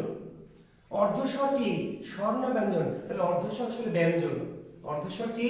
ব্যঞ্জন। এই যে অন্তস্থ, এই একটা ব্যঞ্জন কিন্তু এর বৈশিষ্ট্যকার মতো স্বরের মতো। অন্তস্থ ব্যঞ্জন হওয়া সত্ত্বেও এর বৈশিষ্ট্য কি? স্বরের মতো, ফলে এটার নাম অর্ধস্বর। দেখেন, মায়াকার অন্তস্থ আকার উচ্চারণ কি? মায়া, মা আ। মায়াকার অন্তস্থ এটার উচ্চারণ কি? মায়ে। সরিয়া অন্তস্থের দীর্ঘ উচ্চারণ কি? আয়ু, আ উ। অর্থাৎ অন্তস্থের কিন্তু কোনো উচ্চারণ খুঁজে পাওয়া যায় না। অন্তস্থ একটি ব্যঞ্জন হওয়া সত্ত্বেও এর নিজস্ব কোনো উচ্চারণ নাই, নিজস্ব কোনো কি উচ্চারণ নাই, ফলে অন্তস্থ বর্ণটা ব্যঞ্জন হয়েও এটা স্বরের মতো। তাহলে এটা কি পুরোপুরি স্বর? না। পুরোপুরি স্বরও না, পুরোপুরি ব্যঞ্জনও না। তাহলে অর্ধেক স্বর আর অর্ধেক ব্যঞ্জন। ওই যে দেখেন, আমি ছেলে মানুষ আর একজন মেয়ে মানুষ, কিন্তু একজন আছে অর্ধেক ছেলে অর্ধেক মেয়ে। তাহলে অন্তস্থ বর্ণটা একটি বর্ণ যার অর্ধেকটা ব্যঞ্জনের আর অর্ধেকটা কি স্বরের, এই জন্য এর নাম অর্ধস্বর। এরই আবার নাম হলো অর্ধ ব্যঞ্জন। তাহলে অর্ধ ব্যঞ্জন কোনটি? তাহলে অন্তস্থ একটি বর্ণ যার অর্ধেক স্বর অর্ধেক ব্যঞ্জন। অর্ধস্বর কোনটি? তাও অন্তস্থ। অর্ধ ব্যঞ্জন কোনটি? তার উত্তর কি? অন্তস্থ। ইংরেজিতে বলা হয় সেমি ভাওয়েল কিংবা সেমি কি consonant. Semi vowel, semi consonant. অন্তস্থ এটি অর্ধস্বর, এটি কি অর্ধ ব্যঞ্জন। অর্ধস্বর কোনটি? অন্তস্থ। অর্ধ ব্যঞ্জন কোনটি? অন্তস্থ। ক্লিয়ার? খণ্ডত্ব কোনো বর্ণ না, তয়ের অর্ধেক। খণ্ডত্ব কোনো বর্ণ না। কি? এই যে উপরে ত আছে, এটা তো ফুল প্লেট ত, আর এটা হাফ প্লেট ত। যেখানে পূর্ণ ত ব্যবহার করা যায় না সেখানে অর্ধেক ত। গত বছর, গত বছর, গত, আর একটা গত। গত বছরের কথা আমাকে বলো না, আর একটা গত বাধা কথা বলো। একটা গত আর একটা কি গাত। পার্থক্য কি? একটা ফুল প্লেট ত আর একটা হাফ প্লেট ত। এখানে শত ছাত্র কিন্তু সৎ ছাত্র একটা নাই। শত আমার গায়ে যত দুঃখ সয়, যত যত পারো দুঃখ দাও, যত সামান্য একটু ভালোবাসা দিও। যত আর যত, কত আর কত। পার্থক্য একটু বড় ত, পূর্ণতর, এটা খণ্ডতর। খণ্ডত্ব নতুন বর্ণ নয়, কি এই তয়েরই কি একটা অর্ধেক বা খণ্ড, খণ্ড ত। অনুস্বার বিসর্গ চন্দ্রবিন্দু তিনটি বর্ণের নাম পরাশ্রয়ী। কি নাম? পরাশ্রয়ী। বাংলা বর্ণমালায় পরাশ্রয়ী বর্ণ কয়টি? পরাশ্রয়ী বর্ণ তিনটি। পরাশ্রয়ী অনুস্বার বিসর্গ চন্দ্রবিন্দু। কেন পরাশ্রয়ী?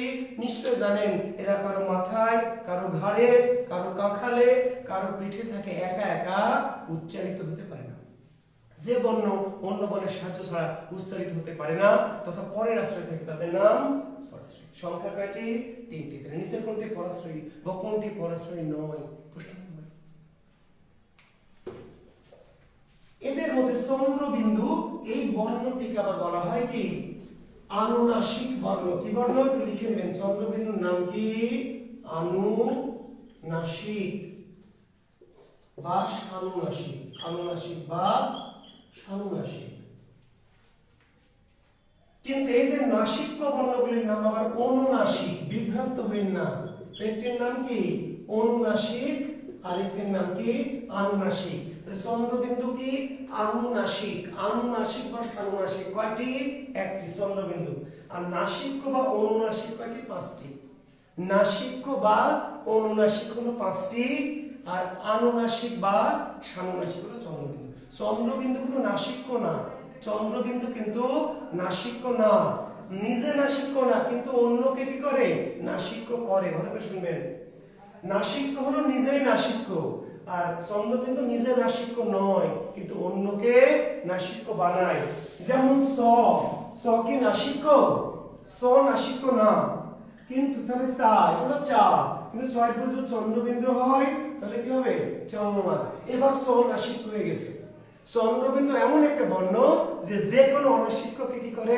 নাসিক্য বানায়। ক্লিয়ার? ক নাসিক্য না, কথা। আমি তোমাকে কথা দিলাম, কথা দিলাম না, কি করলাম? কথা দিলাম, কথা। এবার শিখে তোমাকে একটা কি করব? কথা দিব। তাহলে একটা হলো কথা, একটা কথা। তাহলে ক কি নাসিক্য? ক নাসিক্য না, কিন্তু এই শব্দে ক নাসিক্য, এই শব্দে ক নাসিক্য। অর্থাৎ চন্দ্রবিন্দু যারই মাথার উপর উঠবে সেই কি নাসিক্য হয়ে যাবে। ক্লিয়ার? তাহলে একটা হলো, এটা হলো নাসিক্য বা অনুনাসিক, আর চন্দ্রবিন্দু নাসিক্য নাকি আনুনাসিক বা সনাসিক, অন্যকে, অন্য ব্যঞ্জনকে নাসিক্য বানায়। তো শিক্ষার্থী বন্ধুরা, আমাদের পরীক্ষার যেতে সময় হয়ে গেছে, ঠিক আছে? আর আপনারা যারা, আমি তো অনেকগুলো বই রেফার করেছি গতদিন, আমার বইটি যারা নিতে আগ্রহী, অনেকে আমাকে ইনবক্সে নক করছেন, অনেকে ফোন দিয়েছেন, আমার বইটি আপনারা নিতে চাইলে, এটা যেহেতু বাংলাদেশের সব জায়গায় পাওয়া যায় না, রাজশাহী শহরে এটা অ্যাভেলেবল পাওয়া যায়।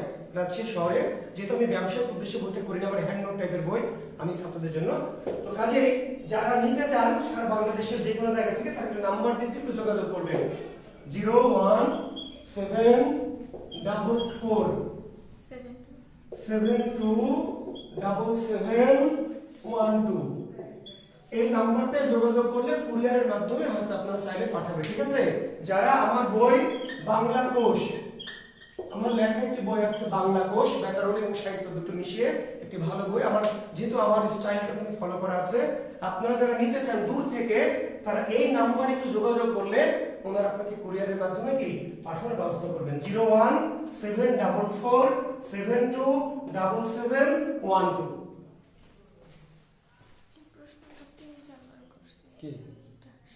তিনটা উষ্ণ, চারটা, এটা কি ঠিক স্যার? আচ্ছা, শেষ করব, আমাদের পরীক্ষা যেহেতু আছে। একটা প্রশ্ন করেছেন অনেকেই যে স্যার শীষ তিনটা, শীষ কি? তিনটা, তালব্য মূর্ধন্য দন্তস্ব, আর উষ্ণ হচ্ছে চারটা। আসলে উষ্ণ চারটা না, আপনি যদি ভেঙে লেখেন তাহলে শীষ তিনটা আর উষ্ণ হচ্ছে একটা, হ। আসলে হ হলো উষ্ণ একটাই, হ উষ্ণ, আর শীষ হলো তিনটা, কিন্তু একই পরিবারে থাকার জন্য, একই পরিবারভুক্ত হয় যারা শীষ তারা উষ্ণ। তো এর ব্যাখ্যা আজকে আমি বেশি দিচ্ছি না, কারণ আমার পরীক্ষার টাইম হয়ে গেছে। আমি আবার বলছি, যদি ভেঙে বলেন তাহলে শীষ যদি তিনটা বলেন, তিনটা, তাহলে অবশ্য মধ্যে উষ্ণ হবে একটা, হ। শুধু হ উষ্ণ আর তিনটা শীষ, কিন্তু যেহেতু একই পরিবারে আছে, হাজি পরিবার, একটা পাজিও আছে ওই পরিবারে, কিন্তু পরিবারটার নাম কি? হাজি পরিবার। বুঝতে পারলেন? একটা চোরের বাড়ি, চোরের বাড়ি সবাই চোর না, একজন চোর, কিন্তু বাকিরাও কি চোরের বাড়ি, চোরের বাড়ি। তো বিষয়গুলো একই পরিবারভুক্ত হওয়ায় শীষ কয়টি? তাও বলবেন চারটি। উষ্ণ কয়টি? তাও বলবেন চারটি, ঠিক আছে? কিন্তু আবার আপনার কথা দেড় সূত্র ধরে আবার বলছি, যারা কমেন্ট করেছেন, অ্যাকচুয়ালি শীষ হলো তিনটা, শীষ তিনটা আর উষ্ণ একটা, কিন্তু আবার বলছে একই পরিবারে হয়। শীষ কয়টি? তা উত্তর চারটি। উষ্ণ কয়টি? উত্তর চারটি। যাহা শীষ পরিবার, এটা একটা কি পরিবার। তো ধন্যবাদ। আরো কিছু কথা থাকলো ব্যঞ্জনের, আমি আগামী দিন শুরুতে হয়তো আজকের মতো 10-15 মিনিট বলে নিব। আপনাদের কোনো কোশ্চেন যদি আমি আরো পাই, যেটা আমার মনে ধরবে, আমি এগুলো দেখে আগামী দিন উত্তর দিব। আগামী দিন কিন্তু ক্লাসের শেষে আমার 2 নম্বর লেকচারের পরীক্ষা, 2 নম্বর আমি ক্লিয়ার করলাম, একটু বাকি থাকলো। ক্লিয়ার? আগামী দিন শুরুতে, যেহেতু পরীক্ষাটা শেষে নিয়েছি এই জন্যই, তার মানে ব্যঞ্জনের যে কথাগুলি বাকি থাকলো আগামী দিন শুরুতে একটু করে নিয়ে শেষে অন্য কথা বলে শেষে পরীক্ষা নেব। আর এক্সাম এখন অলরেডি চলে এসেছে, আপনি দেখেন, আপনার ক্লাস শেষ করলে আমি শেষ করব, দেখবেন যে একটা লিংক আসবে, লেখা আছে বাংলা পরীক্ষা 1, আবার বলছি বাংলা পরীক্ষা 1, ওখানে একটু টাচ করবেন, তাহলে ওখানে কি আসবে? প্রথমে নাম, একটা ফর্ম আসবে, নাম লিখতে হবে, নাম আসবে, নাম, তো নাম লিখবেন, বিশ্ববিদ্যালয় লিখবেন, ঢাকা বিশ্ববিদ্যালয়, রাজশাহী বিশ্ববিদ্যালয়, চট্টগ্রাম বিশ্ববিদ্যালয়, জাতীয় বিশ্ববিদ্যালয় লিখবেন, মোবাইল নাম্বার, তিনটা জিনিস দিলে নেক্সট করবেন। নেক্সট করলে প্রশ্ন আসবে। প্রশ্ন যখন আসবে 1 2 1 আসলো, ক খ গ ঘ উত্তর দেওয়া আছে, আপনি যেটা উত্তর তারপর কি করবেন, টাচ করবেন, আপনার এটা নিয়ে গিয়ে মাউসটা নিয়ে গিয়ে টাচ করবেন। তারপর 2 আসবে, 2 এর প্রশ্ন দেওয়া আছে উত্তর, ক খ গ ঘ, যেটা উত্তর, উত্তরে টাচ করলে উত্তরটা নিয়ে নেবে কম্পিউটার, ঠিক আছে? 25 নাম্বার চলে এলো, উত্তর দিয়ে দিলেন, এর নিচে লেখা আছে কি ফিনিশ, নিচে লেখা আছে ফিনিশ, ফিনিশ করবেন, তাহলে উত্তরটা সাবমিট হয়ে যাবে। সাথে সাথেই উত্তরটা পেয়ে যাবেন, সাথে সাথে কতটা ঠিক হয়েছে কতটা ভুল, যেই ফিনিশ দিলেন, টাচ দিলেন, আর অমনি কি আপনার রেজাল্টটা চলে আসবে। আর রেজাল্ট শিটটা আগামী দিন আমরা নোটিশ দিয়ে দেবো, রেজাল্ট শিট, কে কত স্কোর, কার কে ফার্স্ট, কে সেকেন্ড, এটা আগামী দিন। কিন্তু আজকে আপনি ফিনিশ করার সাথে সাথে অটো আপনি আপনারটা পেয়ে যাবেন, ঠিক আছে? আর আমরা টোটাল স্কোরটা, কে ফার্স্ট কে সেকেন্ড, মেধাক্রমটা আগামী দিন নাম সহ দিয়ে দিব। ধন্যবাদ শিক্ষার্থী বন্ধুরা, পরীক্ষা দেন, বাদ বাকি কথা আগামী দিন হবে। আল্লাহ হাফেজ।